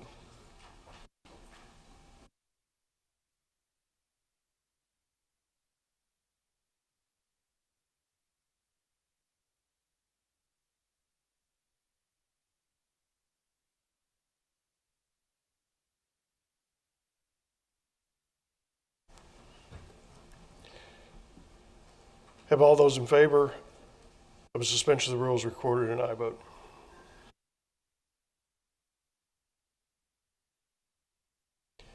Clerk will take the roll. Being 20 members voting aye, motion to suspend the rules falls short of the constitutional majority requirement of 51. Lady from Fayette 75, the floor is still yours. Thank you, Mr. Speaker. I'll speak on the bill. Yes, ma'am. Thank you, sir. House Committee Substitute 1 to House Bill 500 is indeed better than the start, but it leaves us wanting. It leaves us wanting for many things. And while the House Democrats' amendments were not considered today, we'll just leave it at that. I hope that we can take them up when it comes time to talk about how we'll spend from the Budget Reserve Trust Fund. We want to be part of the process, and I hope that no one ever thinks that we don't. We reach out individually, collectively, and ask for a seat at the table. And I'm asking now that you think about what it means to allow us to have a meaningful seat at the table. We represent constituents that you don't, and our constituents are no less important than yours. So we're doing a really hard job up here because you might get a seat at the table when we don't. And that's just wrong. And as a result, this budget is just wrong. It fails to consider many of the things that Kentuckians across the state need and deserve. And I hope that the Senate will do better. Thank you. Chair recognizes the gentleman from Fayette 77 for discussion of the matter. Thank you, Mr. Speaker. Would the gentleman yield to a question? He will yield. The budget appropriates hundreds of millions of dollars to the Budget Reserve Trust Fund, sometimes known as the Rainy Day Fund. Why is the House allocating additional funds to the Rainy Day Fund when it already contains $3.7 billion, one of the biggest in the country? Considering so many programs are cut or frozen, is it to try to hit the triggers for more tax cuts? Gentleman Todd. Thank you, Mr. Speaker, and thank you for the question, gentlemen. It is not to try to get tax cuts. There are multiple factors in reduction per the formula for reduction of the individual income tax rate. Only one of those is how much is in the budget reserve trust fund in relation to our revenues. Has no bearing whatsoever. As far as what goes into the trust fund generically and on principle, as I've expressed previously today on the floor, we have operational concerns and we have long-term investment concerns. Both deal with the needs of Kentuckians. The operational budget over 1 and 2 years, and we have a little less than 2% of our revenues over the biennium going into the reserve trust fund, so that as I anticipate some of that is spent down in the reserve fund this session for those long-term investments like we did in 24, we make deposits so that when we come back in the 28th session, we are able to continue those long-term investments for infrastructure and other programs that I've mentioned previously today. Gentleman from Fayette.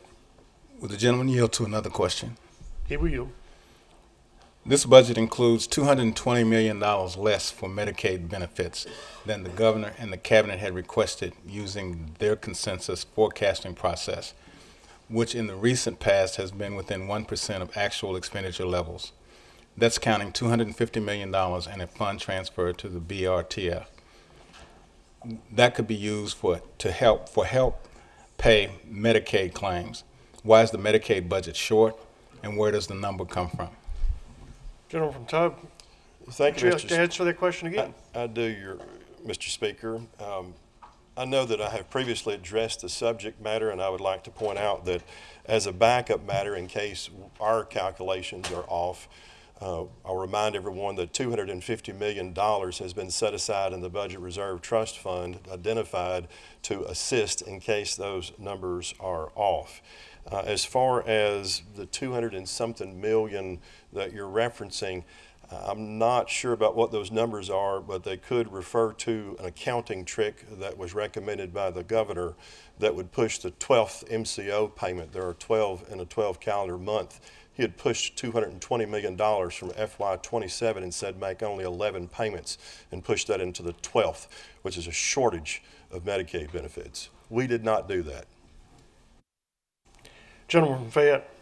Will the gentleman yield to another question? He will yield. Every year, tuition at public colleges and universities continue to increase, making the critical education out of reach for many Kentucky families. The governor's budget contained $28 million for this current budget for college financial aid programs. Are there any provisions in this budget to make colleges and universities more affordable? Gentleman from Todd. I wish that were something that could be done just by budget bill. We have made great strides in recent years to make sure that all of the lottery funds are attenuated to scholarships. That was not done in prior cycles before I became involved and before Republicans came majority in the House. We have since been doing that, and I understand from Council for Post-Secondary Education that the debt loads are going down.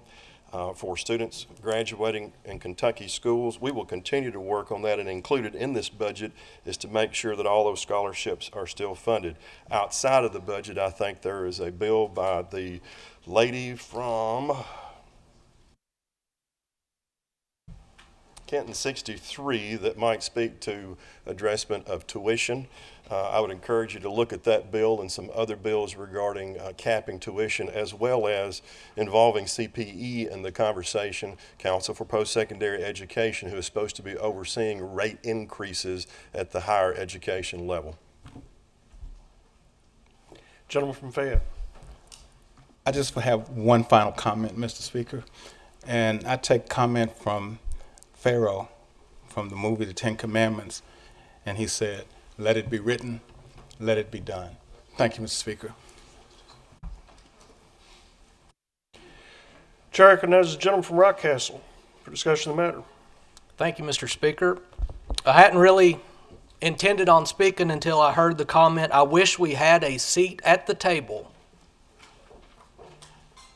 I've been Vice Chairman of Appropriations and Revenue for 3 years. In that time, I've had over 3,000 meetings We have not turned a single one down, especially from a legislator. Do you know how many times in the hallway or how many conversations I've had with members of the minority about any of these floor amendments that have been filed? Zero. These cameras turn on, you act like you're doing something, but when it comes time to work, nobody ever asks. So you can have your press conferences, you can file your amendments, but do the work. We all want to see more taxpayer dollars spent in appropriate manners. We want to see more education funding. We want to see more money for our universities. We want to see, you name it, we want to see more Medicaid funds. But the fact of the matter is, we have to live within our means. This past January, February, I can't remember at this point, the Auditor of Public Accounts came into the Appropriations and Revenue Committee to highlight $130 million in questionable spending by the executive branch. I've gone through and added up some of these floor amendments. Affordable housing, 120. Well, maybe if we weren't spending, I don't know, $7.5 million for out-of-state travel, for just going to Switzerland, $5,000 for a limousine ride, $12,000 for hotels in D.C., $11,000 for flights to Europe, $10,000 to stay in Palm Beach, $7,600 for a limousine ride, $5,491 to go to Japan, $4,671 for a vehicle in Switzerland. I mean, we can go on and on. $130 million in questionable spending. And that's not counting the $800 million in excessive payments to people that don't live in Kentucky for Medicaid. So we can talk about all of this stuff that we would like to see, because guess what? I would like to see a lot of it too. But the fact of the matter is, we have to live within our means. When we add up all these floor amendments here, there's a lot more than we can afford to pay for. So file your floor amendments, but guess what? Maybe come have a conversation with us. Because whether you know it or not, we write the budget. We have never once turned down a meeting request from anyone in the minority. But never once has any of this stuff ever been brought up. Mr. Speaker, I wish this wasn't the case. I like to work in a bipartisan manner. I trust you all when you say you want all of these things, because guess what? We want them too. But there are things we can afford to do, things we need to do in order to move the Commonwealth forward. And we can't just file and spend recklessly. I mean, pre-K for all, that sounds like a great idea. Who doesn't want our kids to have better education? But guess what we're still waiting on? I've asked since October, how many more staff members are we going to have to hire? How many more buildings are we going to have to build? And guess what? I've not got the answer yet. And that was in October. Then in the BR Education Subcommittee, I asked again. Still don't have the answer. And then after that, we followed up one more time. Still don't have the answer. We've gotten to a point where we can't get answers from the executive branch. We've had to issue subpoenas for the most basic things so that we can fully fund our health insurance program going forward, because guess what? There's a sustainability issue there. And if we don't know what's going on, how can we expect to fund it another 30% increase next year? We can't. So how about a little cooperation or a little collaboration? Because that's what we need. When we write a budget, there's a lot of stuff we'd love to have in there. But we can only fund so much, and we have to make sure we fund our needs and not our wants. Thank you, Mr. Speaker.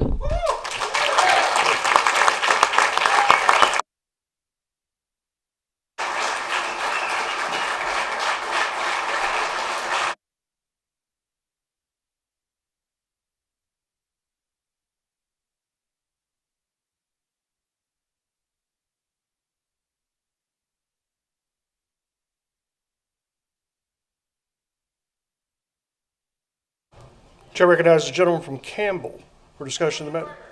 State your point.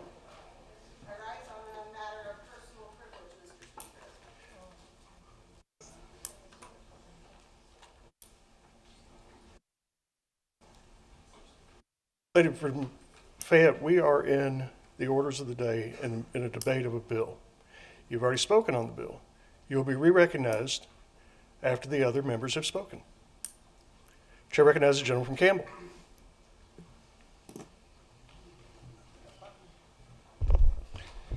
So, thank you, Mr. Speaker. Hard to follow that, but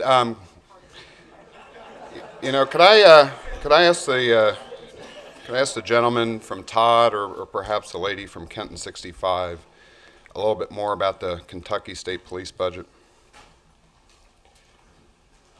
Gentleman from Todd.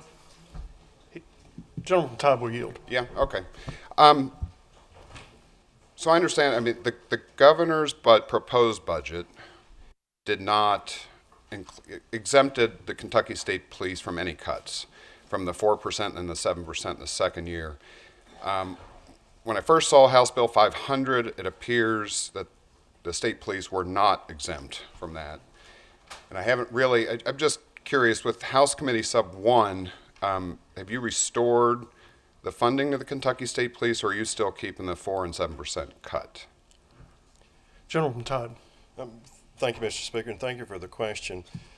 Relative to KSP, and I'm pulling this from memory, it seems like the proposal from the executive branch may have included a $4 million reduction in each year.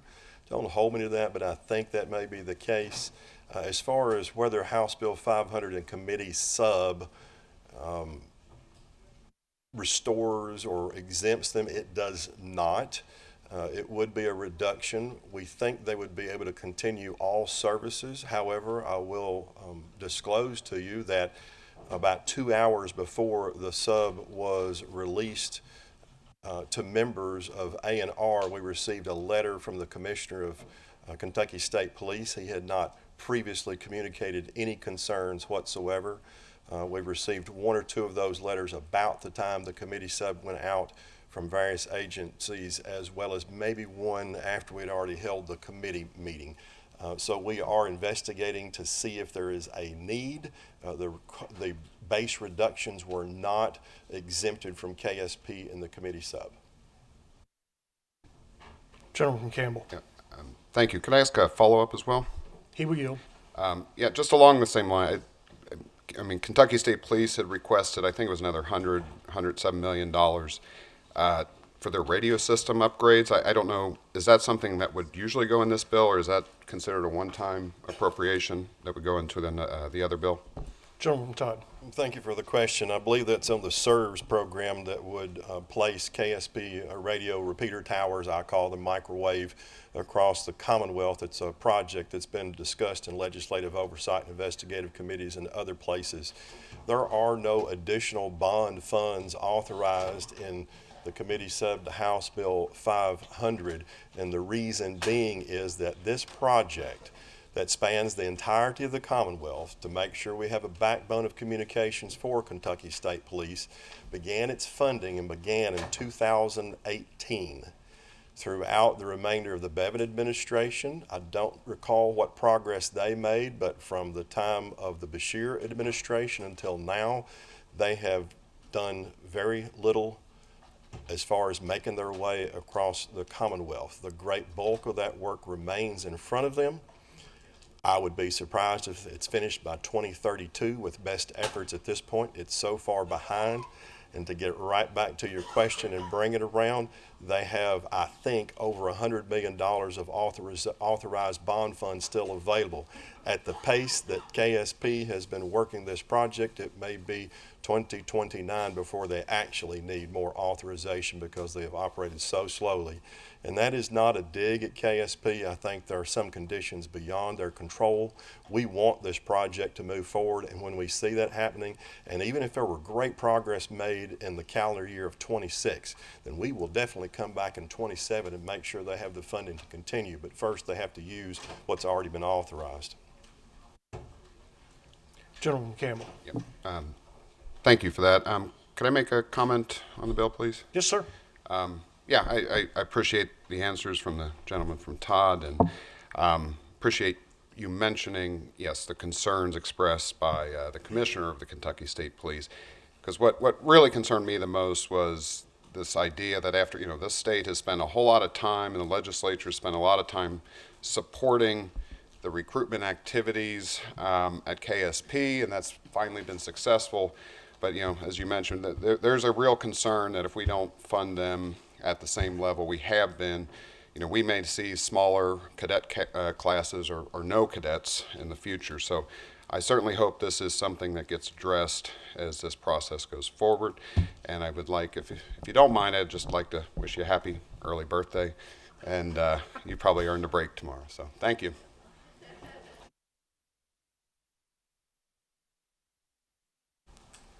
Chair recognizes the lady from Jefferson 34. Thank you, Mr. Speaker. Will the gentleman from Todd yield to a question, please? He will yield. Thank you. Just a heads up, there's no amendment to be called here, so everybody take a breath. Or give me a round of applause, whichever feels appropriate for you. I want to talk about our kids and our kids in care. That's obviously something that that is important to me. We've had several conversations about that. So I want to first start by asking the question. The Department of Community-Based Services, I see, was cut $104 million in the general fund compared to what the governor had put out. So I just want to better understand what's being cut, because I'm not clear on that. Gentleman from Todd. First off, I'm not trying to play word games, but it's good that we be careful about our language. We're talking about a cut in one bill versus a proposal in another that's not before us. So looking at prior funding as opposed to what we have now before us, I don't know that any base reductions would be that significant. Don't have the dollar figure in front of me, but I don't think that they would be. Lady from Jefferson. Thank you. Would the gentleman yield to another question, please? He will yield. Thank you. That's a good point. So thank you, gentlemen, for pointing that out. What I would like to know next is, does this new substitute contain any increases to foster care or out-of-home placements or behavioral health? Gentleman from Todd. No increases of which I'm aware on the first two, but when you say behavioral health, I go to BDID, and I believe there was some additional funds to cover an item in there. Gentleman from Jefferson, lady from Jefferson 34. I'll be the lady today. Thank you. Will the gentleman from Todd yield to one final question, please? Gentleman from Todd. Thank you.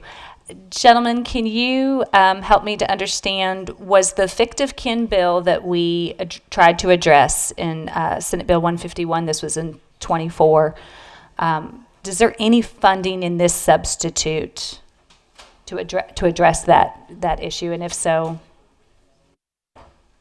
let me know what page. Gentleman from Todd. If I'm recalling the bill correctly and the subject matter, that would be funded through the general fund appropriation within the budget unit. I believe that bill may be referenced at the end of the budget unit that says something like, including the general fund appropriation here and above is sufficient funds to implement reference bill. Lady from Jefferson 34. Thank you. May I speak on the bill, please? Yes, ma'am. Thank you. I want us to be careful with, thank you for answering my questions, gentlemen, and for all the work that you and so many people have put in on this budget. I want us to be careful with the term sufficient funds are included, because I feel like with some of the information that I'm getting mixed messages, so I'm not confident, and I'm not accusing anybody, but I just want to make sure that we're all on the same page. I was disappointed to see that we could not get this through in 24, and there was issues about funding and did we need it, did we not, how much. At the end of the day, this topic isn't just a topic for me or a talking point. As someone who is a former foster parent for 6.5 years, this is obviously extremely personal to me. And it's extremely personal to the almost 10,000 kids that are in out-of-home care, to those families who do not have their kids with them at that time. This is personal for individuals who have taken in relatives. for those fictive kin, to make sure that they have the support and specifically the financial support that just comes with raising children. So I just would make a plea that whether it's the House or the Senate, and I know we always like to take care of things right in the House the first time, that we can confidently say that children who are in foster care are taken care of, because they are an extremely vulnerable group of people, as I think we all can agree in here. And I want to make sure that they know that they are not being forgotten by the General Assembly. Thank you so much.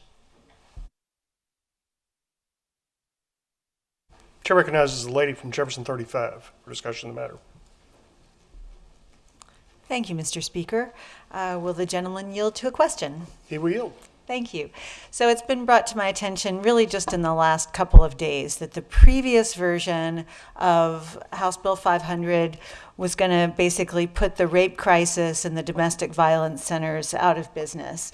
And so I'm curious if in this committee substitute, if there has been funding restored to those centers. Gentleman Todd.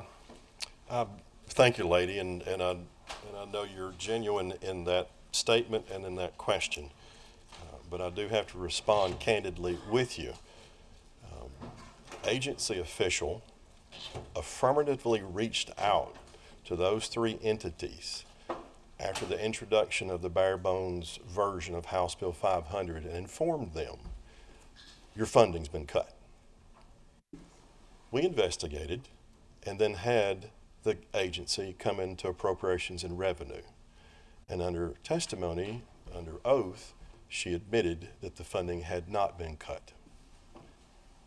And the funding remains in there, and we have made sure that the entities that you referenced and their good work were in that committee room that day so they could hear the answers themselves. And we've made sure that that funding is good and the lobbyist on their behalf is confirmed, and they're taken care of. Lady from Jefferson. That's both very disappointing and very reassuring all at the same time. So I appreciate that response, sponsor. I do have another question. He will yield. If you will yield, thank you. And this is a conversation the sponsor and I have had many, many times over the past several years, good conversations about school mental health. And I was curious, there's one really important, great change that I saw in the school mental health that I would like to talk about after this, but I'm curious about the funding amount. Has that amount of, I think it's $7.4 million, has that remained steady or has that increased, we hope? Or where is that dollar amount right now? Gentleman from Todd. That dollar amount is in the base and it remains consistent. Lady from Jefferson. Thank you for that. So may I speak on the bill? Yes, ma'am. Thank you. And I am going to speak specifically about school mental health. The gentleman has worked very diligently, and I have been a bit of a watchdog to make sure that that money has stayed protected. My other concern has been that the money, the way it has been apportioned, has been really problematic. It's about $7.4 million.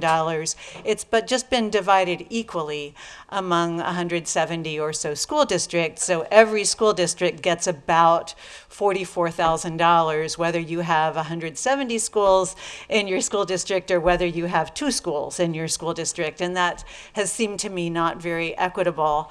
And that's another conversation that the sponsor and I have had many times. And I was very, very happy and heartened to see that there is a distribution of those funds, a new formula that will go, well, the formula is still to be devised, that will go to the Kentucky Center for School Safety to make recommendations based on Medicaid billing and based, from my perspective, most importantly, on what the school districts are doing with the trauma-informed plans that were required by the School Safety and Resiliency Act that we passed back in 2019.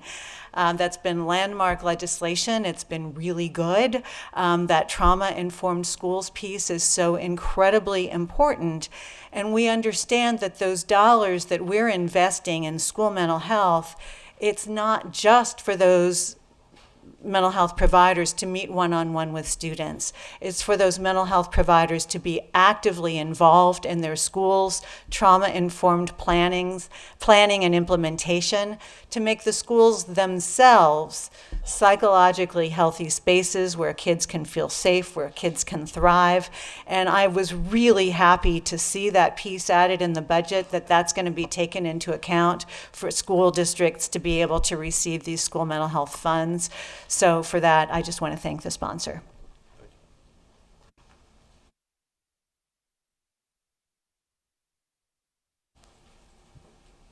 Chair recognizes the lady from Jefferson 32 for discussion of the matter. Yes, sir. May I ask the sponsor a question? He will yield.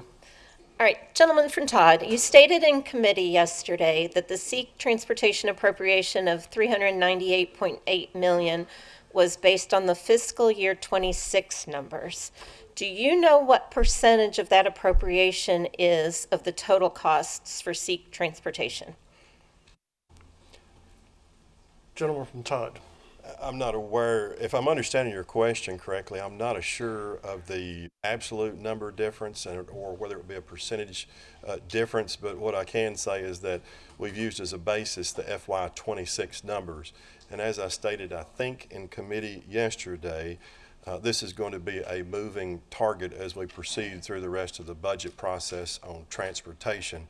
We understand that it is likely that KDE will have yet newer numbers coming out next week or the week after, I hope next week, and so we'll be talking about what numbers we use yet again. Lady from Jefferson. May I speak on the bill? Yes, ma'am. So I pulled the fiscal year 25 transportation costs from KDE, and it's $487.9, which put us at 74% funded in fiscal year 25 and 82% funded in 26. So that's money that's going to have to be made up by the districts with other general fund appropriations.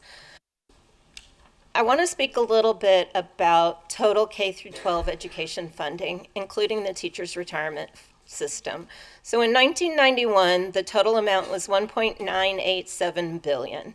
And since then, inflation adjusted investments in public education have remained relatively flat, with funding in fiscal year 26 down 11.8% from a fiscal year 17 high, as looking at that number in inflation-adjusted numbers since 1991. That given, flat funding that keeps up with inflation is better than decreased funding. So our SEEK increase of $40 per student in fiscal year 27 is less than a 1% increase, and the fiscal year 28 is a 3.5% increase. Our current annual inflation rate is 2.4%, and I'm hopeful that that inflation will remain at a level that does not eat up the increase in SEEK funding. I have a couple of concerns, and this kind of in the weeds, but in the shared responsibility aspect of the bill, there is language that says teacher contributions to the medical insurance fund, employee contributions are not to be changed in this biennium. So that means even if the medical insurance fund employee contribution, if the medical insurance fund becomes fully funded, my 3.5% additional contribution to the fund will continue, where the original shared responsibility plan was that that could be mitigated or ended. A second concern, of which I've spoken multiple times with the sponsor, is the continued language regarding test scores being posted on school and district websites. These scores are being interpreted in a way that they are not psychometrically designed to be interpreted, and the scores do not represent grade level performance. There are celebrations for public education in this budget bill. The cap on employer contributions to state employee health insurance has been removed. That is a great sigh of relief for many educators. Our pensions are fully funded. The total Department of Education general fund appropriation for all of Department of Education increased by $172 million for fiscal year 27 and $233 more in fiscal year 28. So that's a win. We are putting more money into public education. My question is this appropriation going to be enough to cover district costs for the school mental health providers, as the lady from Jefferson just shared, additional costs for SROs and their equipment, additional costs for districts having to pay that extra balance in transportation, and the suggested pay raises as designated in the bill? All in all, I think this is a pretty solid public education budget. I know we can look at it different ways, but if I had another 24 hours, I would probably come up with more concerns and more celebrations. But I, as an educator, do see this General Assembly valuing public education in Kentucky. Thank you. Chair recognizes the lady from Jefferson 41 for discussion of the matter. Thank you, Mr. Speaker. I have a question and a comment. Thank you. Question first. Question first? Yes, We sir. yield to a question. The governor, a gentleman from Todd, you're still back there. You haven't left yet, have you? The governor's proposal has included $19 million for senior meals. And in health services, we just passed resolution, Food is Medicine, that recognizes our agricultural department and how important Kentucky-grown vegetables and fruits and proteins are. So we know that's important for our seniors. But did that stay in the budget, the $19 million for our seniors, for their meals? Gentleman from Todd. As far as the senior meals program, and I think we all addressed that last fall fairly considerably, there was no additional budget request by any agency on that matter. The funding that would have been in the base previously should still be there. In addition, I know there were additional funds of about $9 million that were moved by the executive branch into that unit. I do not know if they fall into the base at this point or not. However, the funding would be consistent from prior, as well as no additional budget requests from the agencies. Lady from Jefferson. Thank you, Mr. Speaker and Mr. Chair. I wanted to respond a little bit to the gentleman from Rockcastle because I know you all are really busy, and you all did give me, I met 3 times with you all and had plenty of time to talk about my budget request and my needs, so I really appreciated that. And so I'm trying to do the work, so I just wanted to let you know that I did get a chance to meet with y'all 3 times, and I really appreciated that. But when we talked, when the gentleman did talk a little bit about our chief executive and his budgetary expenditures traveling, I think we need to recognize that our leadership, both sides, and our chief executive and staff need to do those travels across the country and across this world now that we're a global economy to promote our distilled spirits, since they're suffering right now, to promote Kentucky products and to recommend Kentucky counties that are great for other countries to come and build a manufacturing plant or to explore eastern Kentucky as far as the road racing goes, which I met in a tourism committee last year. Had no idea there was road racing going on in eastern Kentucky. So I think that we can't expect our chief executive, our leadership, or the chief executive of this country to stay in a Motel 6. I'm sorry. Or to drive a Pinto around. I don't even know if they still make Pintos, but maybe. Do they, Mr. Speaker? I don't know.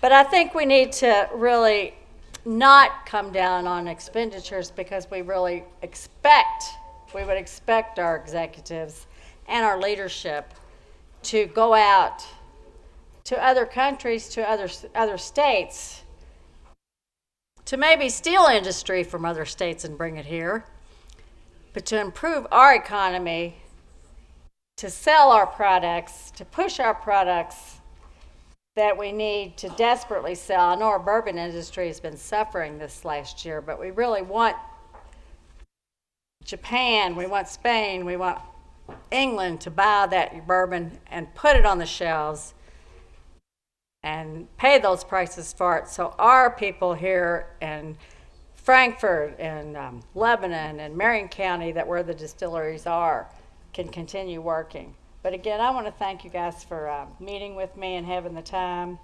And hopefully when this budget makes its way, we'll keep working on it. Thank you. Chair recognizes the lady from Floyd for discussion of the matter. Will the sponsor yield to a question? He will yield. Gentlemen, I do greatly appreciate that it sounds like many of the issues my constituents were concerned about have definitely been improved upon. But because the committee sub for this 227-page bill was only available for review online today, I do have a couple of questions that may or may not have answers. My first question, does this continue to send 100% of coal severance money back to coal counties alone? Gentleman from Todd. Thank you, lady, for the question. On the technical part, the committee sub was posted on the website at 7 p.m. last night for public viewing, as well as the committee members receiving it the day prior.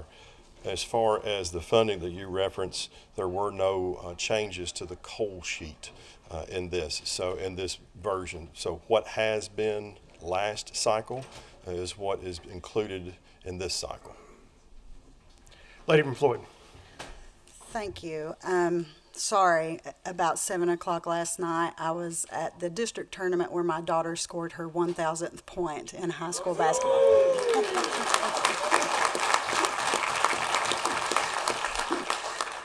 So I wasn't able to review it at that time. So thank you for your, will he yield to another question? He will yield.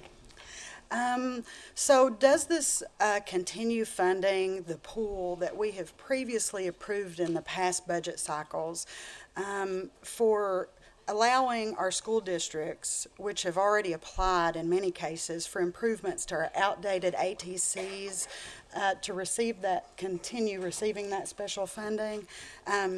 If I remember correctly, and I hope we can look forward to this in the one-time funding budget bill, but if I remember correctly, we have actually included up to maybe $1 million for these districts in the past 2 budget cycles of the operating budget. And if I am correct, I believe only about less than 20 school districts remain to receive this type of funding. Gentleman from Todd. I'm trying to answer your question as responsively as possible. If this is for offers of assistance, we are continuing with that this time. I believe it's about $40 million that was included to go through the SFCC, and those offers do accumulate in aggregate over years to a district, as I understand. So that funding is in the bill before us. Lady from Floyd. Thank you very much. I'm certain I'll have other questions, but I do hope to see this bill continue in the right direction, and thank you for all the work you've done. Chair recognizes the gentleman from Jefferson 46 for discussion of the matter.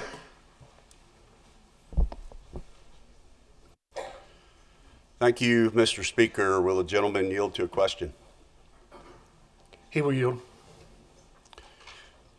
Gentlemen, first off, before I ask the question, I want to follow up with some of my colleagues by saying thank you for you and your team's efforts on this work. And regardless how some of us might feel about the bill, either in agreement or disagreement, we still need to acknowledge the amount of effort it takes to produce a document like this. So I appreciate your efforts, of you and your team. As far as the question, gentlemen, does your team start the budget process with a review of the governor's recommended budget and edit it from there, or do you just kind of ignore it and prepare your own? Gentleman from Todd. Thank you, Mr. Speaker, and thank you for the question. We start well before the governor's recommendation. So when we finish up this cycle, this budget cycle, I will ask everybody to take a break from April the 15th through the end of that month. And starting May 1, we start back on the budget for the next cycle in the 28th session. We consider all inputs starting May 1 of 26 all the way through beginning of the budget cycle in 28, and any additional inputs that we receive, including what may be included in the governor's recommendation, which is not shared with us in any form or fashion before we get into session. But we take into consider as many inputs as we can. It would be much preferred if that input would come before session, when the real work needs to be done for breadth, depth, and ripple effect analysis on all issues to make sure that not just the individual items, but the whole is also well balanced. I invite that at any point in time. I have invited that over many years and have yet to receive that any earlier than all of us do when it's filed. Gentleman from Jefferson. Thank you, gentlemen. Would the gentleman yield to another question, please? He will yield. Thank you, Mr. Speaker. Gentlemen, I've noticed in his budget several agencies had their operating budgets reduced from what he had recommended, and including property valuation administrators, KET, workforce development, public health. Could you please share any rationale you have on why those numbers were reduced, or is it just a different opinion? Gentleman from Todd. I do not recall the individual numbers on those that small list of items. I can tell you that as we go through the additional budget requests, one of the pieces of information we have is what the governor's recommendation was on that particular item. And taking 3 or 4 items out of the entire whole of 800 and something agency budget requests, the rationale at the end is how do we balance all concerns the best way we can. Gentleman from Jefferson. Thank you, Mr. Speaker. Will you yield to one last question, please? He will yield. Thank you. Does this budget include like across-the-board cuts to certain agencies or programs? And if so, what is that number if it's a across-the-board cut? Gentleman from Todd. There is no across-the-board cut, so I'll go back to original explanation. We took certain budget units and exempted them from any base reduction percentages, but base reduction percentages is only relative to what's in the base. Then we have additional budget requests that get approved that come over the top of that. That makes it a very changing and fluid number. Gentleman from Jefferson. Thank you, gentlemen, and thank you, Mr. Speaker. Chair recognizes the lady from Jefferson 40 for discussion of the matter. Thank you, Mr. Speaker. Will the sponsor yield to a question? He will yield. Thank you. Sponsor, I just have a very specific question about the juvenile justice portion of the bill. I know back in 2023, we passed Senate Bill 162 into law. I believe it passed both chambers unanimously, and it contained a requirement that the Department of Juvenile Justice create a regional model so that these youths could be housed closer to where their family was, their community supports were. But it also had a requirement for facilities for males and females to be separated and for violent and nonviolent offenders to be separated.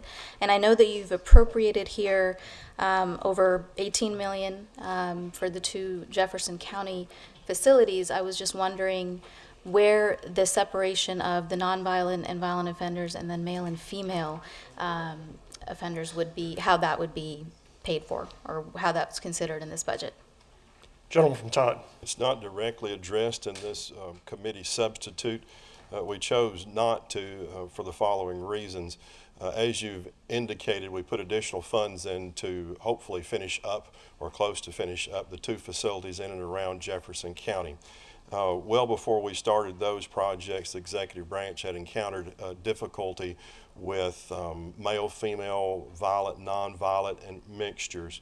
I remember being on a small group a few years ago, and after investigation, fairly lengthy, I believe that was a gentleman from Jefferson and maybe a senator from the Paducah area.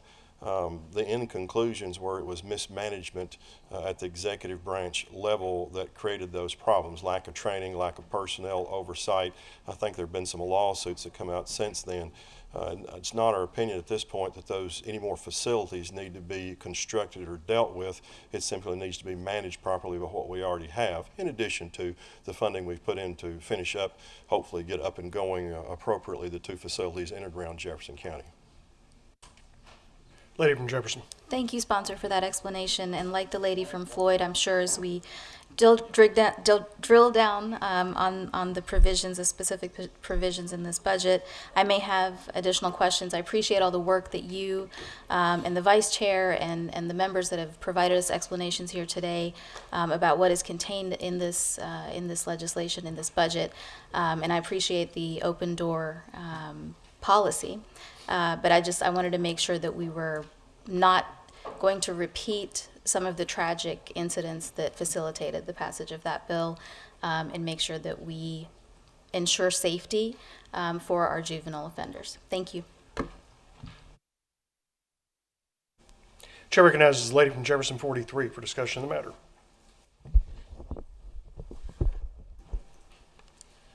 Will the gentleman yield to a question? He will yield. We've added $3.7 billion to the reserve fund, and it totals about $4.4 billion right now, one of the largest in the country. We've heard that one-time spending from the reserve fund will be in another bill, including perhaps the 13th check. When can we expect that bill? Gentleman from Todd. Well, the most definite response would be by or on the filing deadline. A more cultured or more rounded response will be we are working on it now, and we will get it filed timely, and we will work it through the process like all other bills. Yield to a second question. He will yield. While you're working on that one-time filing bill, will you include me and people on the team to help you process and form that bill before you file it? Gentleman from Todd. There was, I apologize, but there was a cough back here, and I think I caught most of that question. So as the lady from Jefferson, and I don't recall the number, indicated earlier, she appreciated us meeting with her regarding budget requests. I want to clarify that those budget requests that she referenced were one-time funding issues relative to the one-time appropriation bill. I have met with 2, 3, 4, maybe 5 members of the minority party in the House regarding funding issues. All of those meetings have been regarding one-time funding, which would be in the bill you referenced. Further, as you know, I came to your caucus meeting retreat and talked about the budget process and how to be involved, and several of your members have availed themselves of that process and completed the budget request form and some supporting documentation and have provided that to us, and that is very much the extent of the involvement of anybody else in this chamber. Lady from Jefferson 43. Thank you. Those are exactly my remarks. This minority caucus has participated at every level. We've followed the rules. We've done what you've asked us to do. And yet, because you're big mad at the governor, you want to say we're lazy and not doing the work. I know how hard this staff works. And how dare you suggest that they're not doing the work? They've talked to many of you about your bills, about the portions. They've met separately and privately in the hallways, and they are doing the work. We've submitted 92 budget requests. We've been in conversations with a lot of people. And additionally, we've been in communication with the chairman of the budget requests. Now, what's frustrating is because you're mad and ranting and raving about the governor and what he does and doesn't do, doesn't give you the right to be rude to your colleagues. It also, being big mad at the governor, doesn't give you the right to not house the homeless. It doesn't give you the right to not feed children. It doesn't give you the right to not give people health care because they need it. You can't live in this body without health care. The fact remains that health care and eating are not wants. They are needs. And for this body to suggest that only some people need it and others don't is a problem. We have chosen over and over and over and over and over and over again to deny the poor people, the working people of this state, what they need just to live as human beings. They're not asking for a trip to Paris. They just want to feed their children. And we come up with all types of excuses about why. Well, they should work harder. Or if you have cancer, you should pay the $20 copay or don't get treatment. That's not who we say we are. And I'm disappointed that my colleagues, whom I work very closely with, would imply anything less than the professionalism of the team I lead.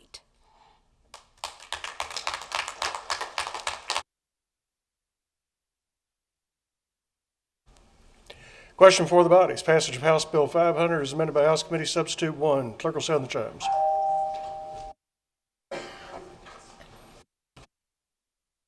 Those in favor vote aye. Those opposed, nay. Roll call is open for your vote.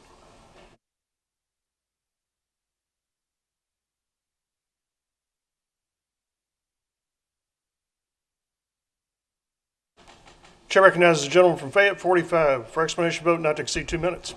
Thank you, Mr. Speaker. Some good with the bad on this one today. First off, I do want to thank you, Mr. Speaker, and the members of this body who did allow the debate to take its full course today and never tried to stop things early. And I hope that we all continue that through the remainder of this session this year. And then some of the, also want to thank those who added in my original House Floor Amendment 4 we see on that screen to fully fund SNAP the next 2 years. So thank you for making that adjustment to the committee sub. I do appreciate that, members of the A&R committee. But I want to go back to the award-winning speech that my good friend from Rockcastle delivered to us earlier. He mentioned the importance of the process and doing things the right way. And I think that applies to these bills that come to the floor as well. Yes, this was sent out at 7 o'clock last night, and we all could look at it. That being said, I do get frustrated when we have these amendments that cannot be called, that are out of order, that we have to suspend the rules to call. I do think that's a disservice to this institution. It is a disservice to the way that the rules are written, that we can have a full-fledged and healthy democratic debate in this chamber. And I hope that we reflect on that as we move forward and try to do things the right way on behalf of our constituents and the people from Kentucky whom we serve. Thank you, Mr. Speaker. Chair recognizes the gentleman from Jefferson, 46, for explanation of vote not to exceed 1 minute. Thank you, Mr. Speaker. Gentleman before me kind of stole my thunder a little bit, so you guys know how much I love the process of substitutes and suspension of rules, and again, it's one of the things that sways me to vote no. And I'll just briefly say this in further explanation of my no vote today. When the process of allowing suggested amendments to be voted upon is intentionally not allowed, when the process includes strategically ignoring the consideration of any amendment, then the process is garbage. And when the process is garbage, the product often stinks. I'm a no today, Mr. Speaker. Thank you. Chair recognizes the lady from Jefferson, 41, for explanation of vote not to exceed 1 minute. Thank you, Mr. Speaker. First, I probably need to apologize because none of these kids in the room probably know what a Pinto is.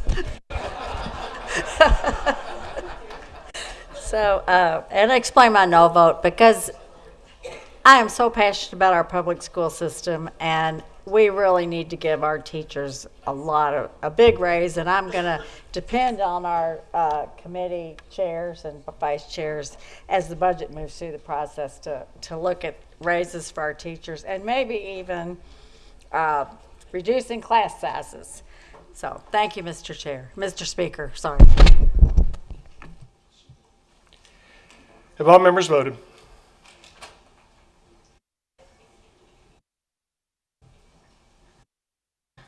Clerk will take the roll. In 81 members voting aye, 18 members voting nay, House Bill 500 is amended by House Committee Substitute 1 is passed. Gentleman from Todd. Thank you, Mr. Speaker. With that, move for clincher. Without objection, it is clinched. Gentleman from McCracken. Mr. Speaker, I yield to the Clerk of the Senate.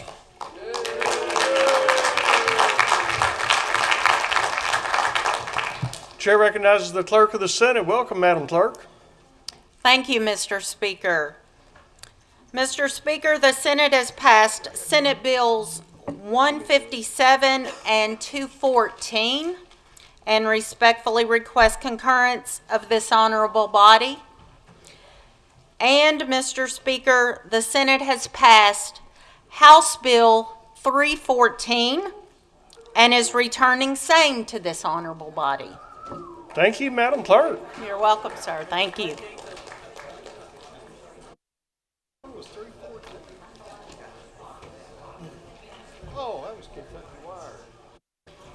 Gentleman from McCracken.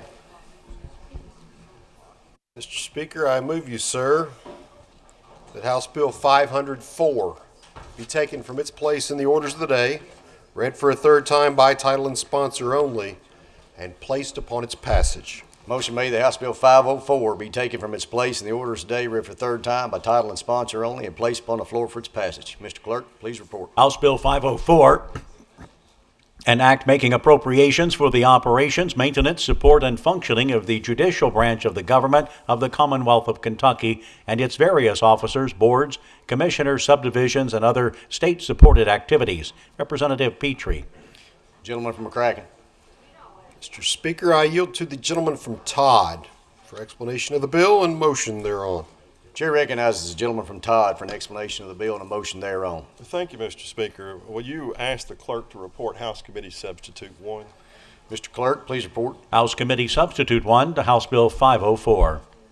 Gentleman from Todd. Move for adoption. Question for the body is on adoption of House Committee Substitute 1. Is there any discussion?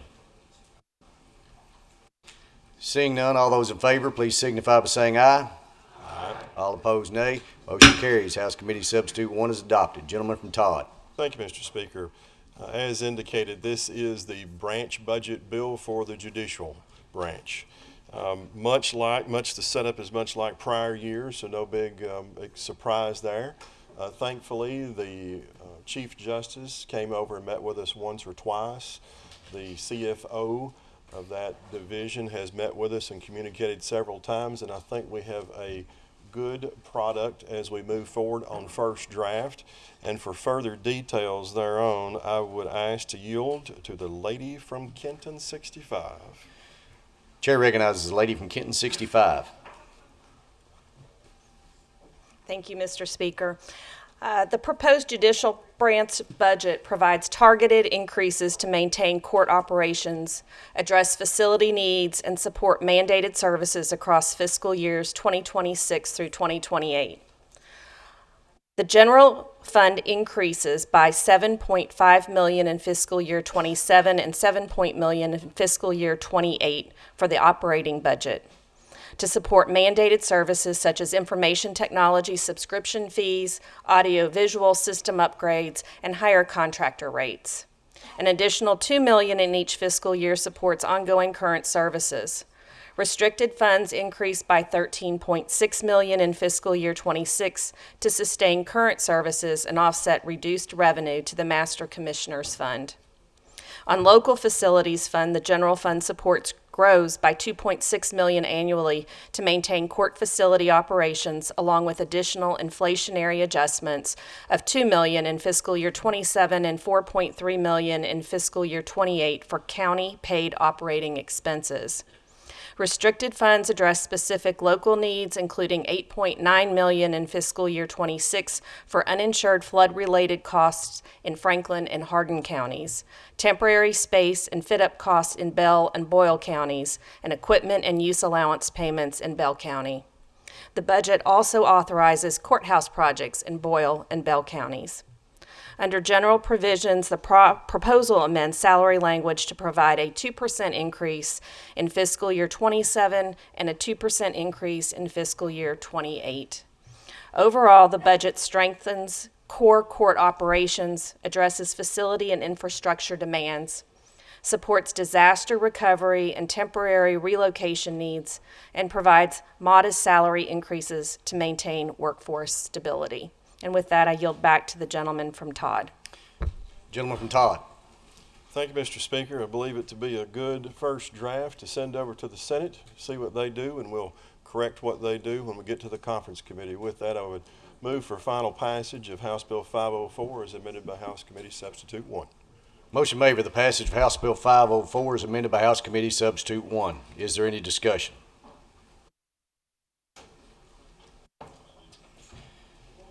Seeing none, Mr. Clerk, sound the chimes. We'll now proceed to vote. All those in favor, please signify by voting yea on the roll call machine. Those opposed, nay. And the roll call machine is open for your voting.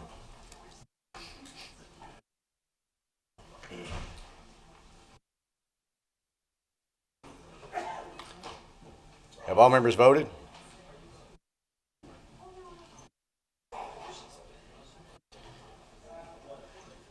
Would any member like to change or explain their vote?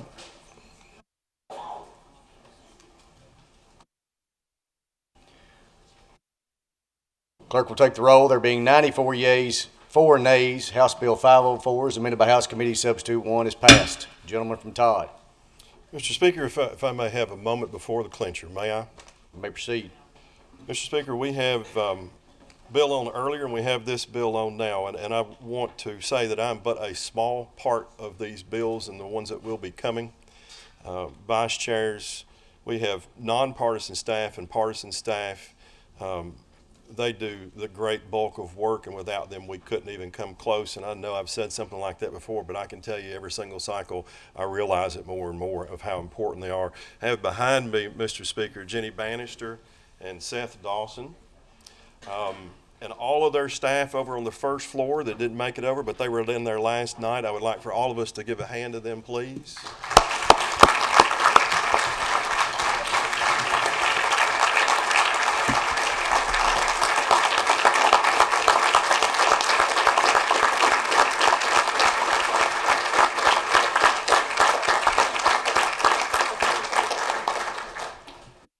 Mr. Speaker, big thanks to Hunter May, our temporary legislative assistant, who has done yeoman's work filling in during a budget session, and more thanks than I can really convey to our partisan staff, Frank Willie, Tracy Herman, Jacob Estes, Jennifer Hayes, and Zane Rousey. They do a phenomenal job also, and a sincere thanks, and thank you, thank you, thank you. Mr. Speaker, move for clincher. Without objection, clincher is applied. Gentleman from McCracken. Mr. Speaker, that concludes the orders of the day. Next order of business is motions, petitions, communications, and announcements. Gentleman from McCracken. Mr. Speaker, I move you, sir, that House Resolution 78 be brought from the Committee on Committees to the House floor. Without objection, so ordered. Gentleman from McCracken. Mr. Speaker, would you have the clerk report House Resolution 78, please? Mr. Clerk, please report. House Resolution 78, a resolution commemorating the 80th Southern Legislative Conference of the Council of State Governments Southern Office. Representative Meade. Gentleman from McCracken. Mr. Speaker, this resolution that you sponsored celebrates the Southern Legislative Conference. CSG South is a nonpartisan, nonprofit member organization that serves the 15 Southern legislatures. The mission of this organization is to serve every community of the states, committed to connecting, informing, inspiring, and empowering public servants in all three branches. Mr. Speaker, I'm excited to announce, as it has been announced, because of your leadership as the chairman of the Southern Legislative Conference, that our Commonwealth will be hosting the 80th Southern Legislative Conference right down the road in Lexington, Kentucky from July 11th to 15th, 2026. That's one our leaders won't have to leave to go to.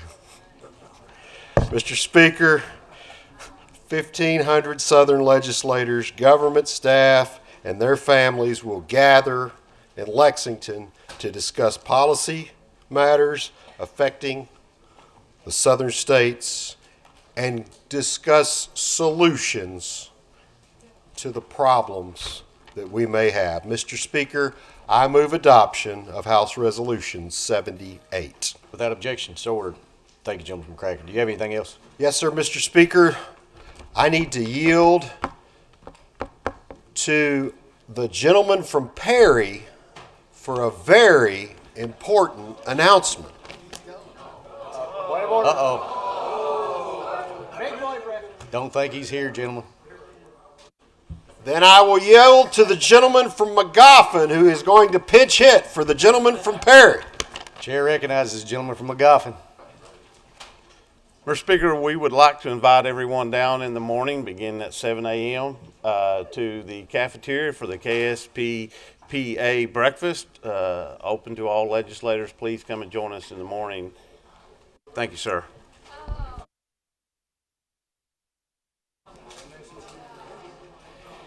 Left out part of it, gentlemen, but it's okay.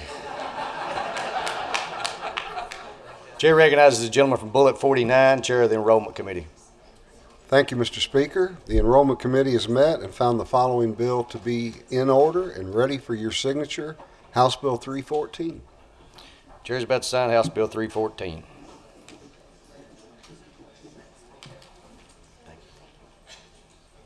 Gentleman from McCracken. Speaker, the only other announcement that I would have, it's interesting that our enrollment chairman is dressed like our appropriations and revenue chairman today. That is all I have for motions, petitions, communications, and announcements. Chair recognizes the gentleman from Jefferson 33. Thank you, Mr. Speaker. I have two announcements, if I might. You may proceed. The first announcement is the impeachment committee will meet immediately upon adjournment in the regular locations. May I have my second announcement? You may proceed. Thank you, Mr. Speaker. Today is a wonderful day. Today is the day of freedom from the tyranny of reformulated gas in Louisville, Oldham County, and Bullitt County. Earlier today, Mr. Speaker, President Trump and the administration through his EPA has announced that EPA is gone. It's a thing of the past, praise God, in Jefferson County, Oldham County, and Bullitt County. It's been a long time coming. In 2019, all the majority party joined together with press conference to try to get rid of this. The gentleman from Bullet 49 has passed several joint resolutions to get rid of reformulated gas. Recently, the gentleman from Jefferson 28 has joined into that. The governor, Mr. Speaker, I'm happy to note, two of my favorite things the governor's changed his position on. He vetoed the tax reduction, as everybody remembers, and then when he ran for office, thankfully he saw it clearly and decided to run on the thing that he vetoed. I'm happy that he changed his position. And this is the other thing I'm happy, Mr. Speaker, that he changed his position, because in 2019 he said reformulated gas should not be overturned, and he's changed his position, thankfully, and joined us in asking the Trump administration to reverse course. Thankfully today, Mayor Greenberg's on board, and we've got it finally done.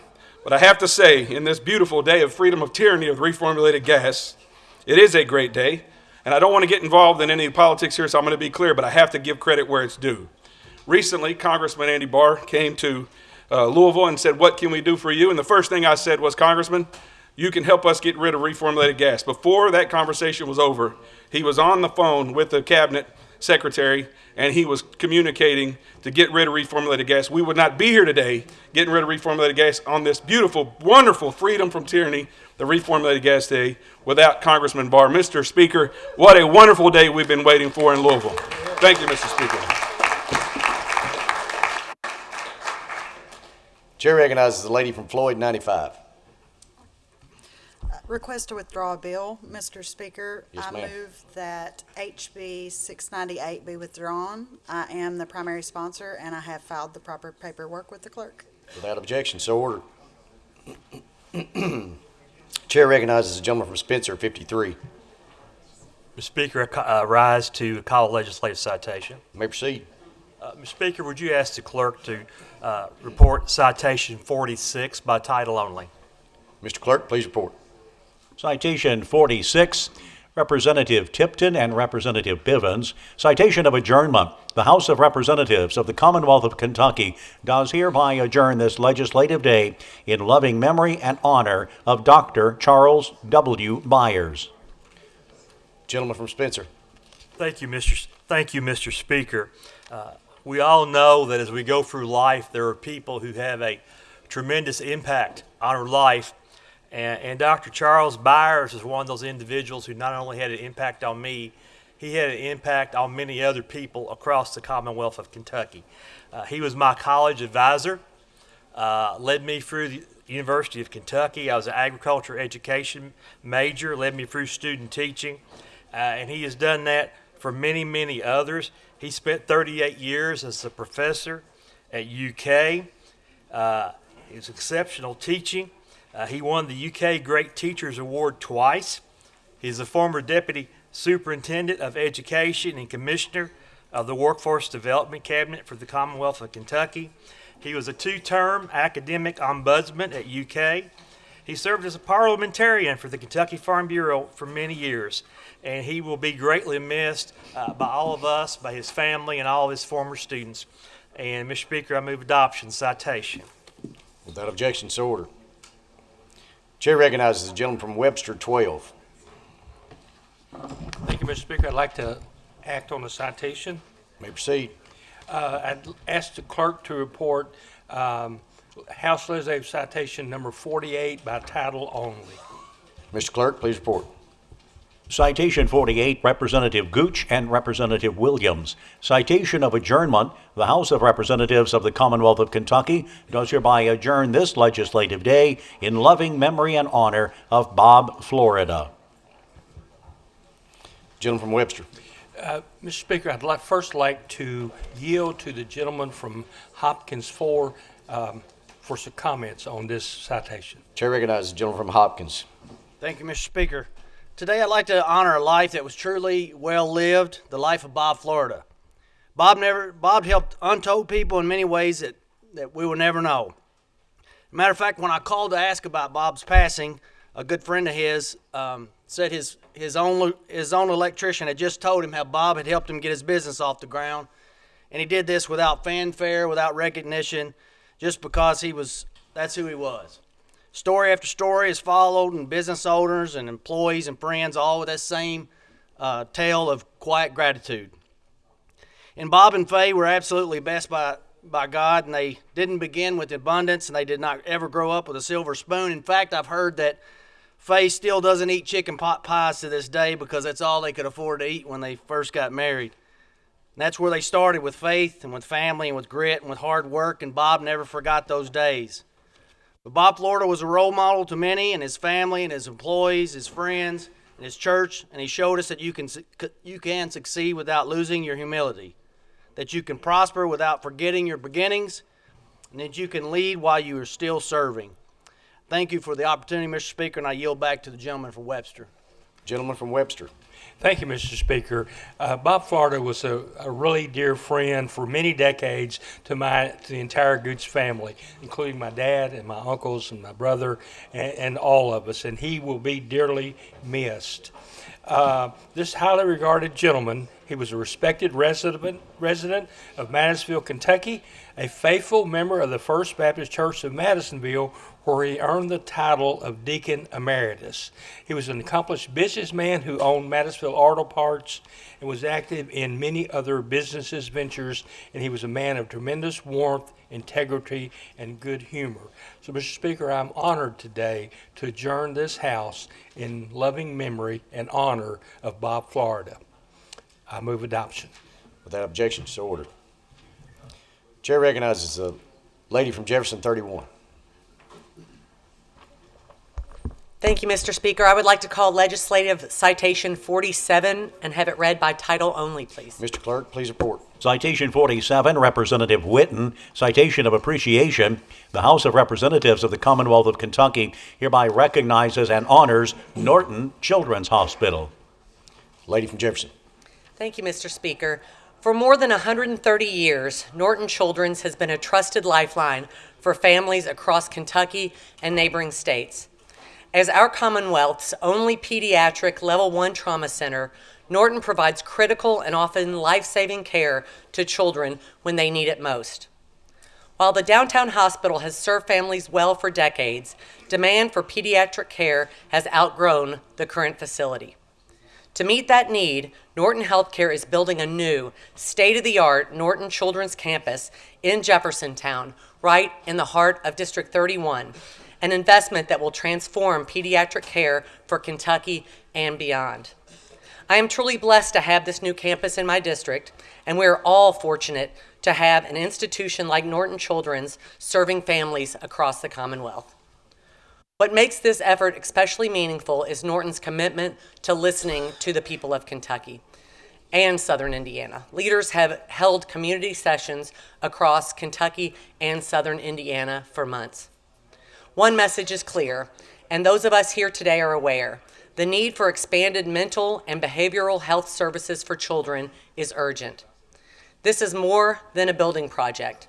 It is a community-driven vision that will serve families in every district represented here today. I thank Norton Healthcare and Norton Children's for their dedication, their willingness to listen, and their unwavering commitment to Kentucky's children.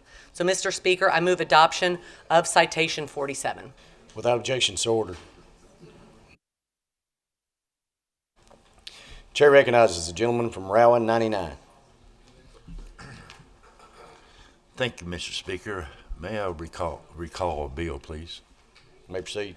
I'd like to recall House Bill 310 as I've filed. Without objection, so ordered. Okay. May I Gentleman from also- Rowan, you have a citation as well? Or do you have a citation as well? Yes, sir. May I call Citation 43? Mr. Clerk, please report. Citation 43, Representative White.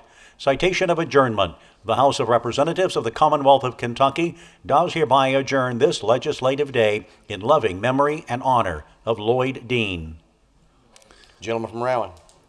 Today I rise to honor the life and legacy of the truly remarkable Kentuckian, Mr. Lloyd Dean of Moorhead, who passed away on February 13th this year, has left a profound void in the hearts of his family, community, and all who had the privilege of knowing him. Mr. Dean shared 60 beautiful years of marriage with his beloved wife, Arvetta, and together they built a life centered on faith, family, and community. He answered the call to serve his country as a proud member of the United States Air Force, serving honorably on active duty and continued in the reserves. Upon returning home to Moorhead, Lloyd found the Moorhead United Pentecostal Church and served as pastor for more than 4 decades. He ministered in prisons for 17 years, taught drug prevention classes for 2 decades, and led services in the Life Care Center for nearly 40 years, and shared messages of encouragement through his radio program, I Have Hope. Lloyd was deeply committed to education. As a graduate of Moorhead State University, he dedicated his career to shaping young lives. He supported programs like 4-H, Future Farmers of America, and historical societies, helping instill pride, knowledge, and opportunity in generations. For his love of community was equally evident, Lloyd was a founding member of the Hayes Crossing Haldeman Volunteer Fire Department, Haldeman Hayes Crossing Community Center, and the Haldeman Museum. He founded the Round County Historical Society and worked tirelessly to preserve the heritage and stories of the region he loved so dearly. But above all his accomplishments, Lloyd Dean will be remembered as a man of tremendous warmth and integrity, vision, a man who lived not for recognition but for purpose. His life was testament to the power of his faith, importance of service, and lasting impact on the person can only have on a community. I move for adoption of Legislative Citation 43 in his honor. Thank you, Mr. Speaker. Without objection, citation is adopted. Chair recognizes the gentleman from Warren, 20. Act on a citation, please. You may proceed. Mr. Speaker, would you ask the clerk to call citation number 37? Mr. Clerk, please report. Citation 37, Representative Jackson. Citation of celebration. The House of Representatives of the Commonwealth of Kentucky hereby recognizes and honors Gary Force Honda of Bowling Green, Kentucky. Gentleman from Warren. Thank you, Mr. Speaker. Mr. Speaker, each of us have a handful of businesses in our district that have been around for many years. There's usually two reasons for that. Number one, they have a great product, and number two, they have great service. Today I want to celebrate one of those businesses in Bowling Green, Kentucky. Gary Force Honda Auto Dealership is celebrating their 50th anniversary. Founded by Gary Force in 1976, the business has experienced exceptional growth and prosperity over the years, expanding from just 5 employees and a single service bay to 73 service bays and 105 team members today. The dealership has sold over 20,000 new vehicles and 41,000 pre-owned vehicles and generated more than $1.9 billion in revenue. I should have had some ownership in that.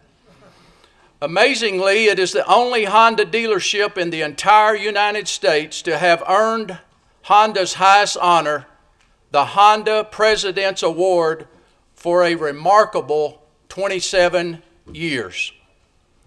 We are very proud to have Gary Force Honda in Bowling Green under the ownership of Gary Force and Tim Canaley. Tim and I have been friends since our WKU days and our Friday afternoon golfing buddies. Again, congratulations to Gary Force Honda on your 50th anniversary. Mr. Speaker, I move for adoption. Without objection, the citation is adopted. Time has expired for motion petition communications, but I have one more member in the queue, so I'll let her proceed. Lady from Jefferson 43. Thank you, Mr. Speaker. May I have the clerk call citation 38?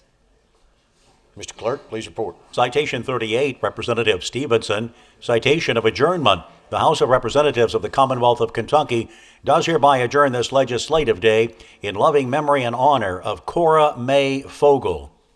Lady from Jefferson.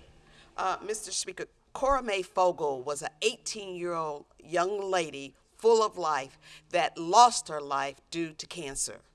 She is the granddaughter of Kenny and Donna Fogle, and she lived in Colorado, but she was from Bardstown, Kentucky. She was talented, she was passionate, she wrote 2 books. She had an animal, a little lizard called Peaches, that she loved. And she wanted more than anything to go to the University of Colorado in Denver to become an animal specialist. She didn't get that chance. She leaves behind a whole host of people that love her, including her parents, but more importantly, her sister Sarah and her younger brother Sammy. They expressed their profound love for her, and they asked that this adjournment in her honor remind us that life is precious. She wanted to live, and we get to live in her stead. Thank you. Move for adoption. Without objection, citation is adopted. Next order of business is introduction of new bills and resolutions. Mr. Clerk, please report. House Bill 760, Representative Whitten, an act relating to the certified rehabilitation credit and declaring an emergency. House Bill 761, Representative Lehman, an act relating to Riverport authorities and declaring an emergency. House Bill 762, Representative Dietz, an act relating to legal representation. House Bill 763, Representative McCool, an act relating to workforce development, making an appropriation therefore, and declaring an emergency. House Bill 764, Representative Emily Callaway, an act relating to fetal homicide. House Bill 765, Representative Tackett Lafferty, an act relating to volunteer fire departments. House Bill 766, Representative Bratcher, an act relating to student housing. House Bill 767, Representative Fugit, an act relating to emergency management and declaring an emergency. House Bill 768, Representative Williams, an act relating to Kentucky working credit. House Bill 769, Representative Stevenson, an act relating to Kentucky educational excellence scholarships. House Bill 770, Representative Grossberg, an act relating to teacher scholarships. House Bill 771, Representative Chester Burton, an act relating to earned paid sick leave. House Bill 772, Representative Chester Burton, an act relating to employment discrimination. House Bill 773, Representative Holloway, an act relating to domestic violence. House Bill 774, Representative Decker, an act relating to the reporting of costs, fines, and fees.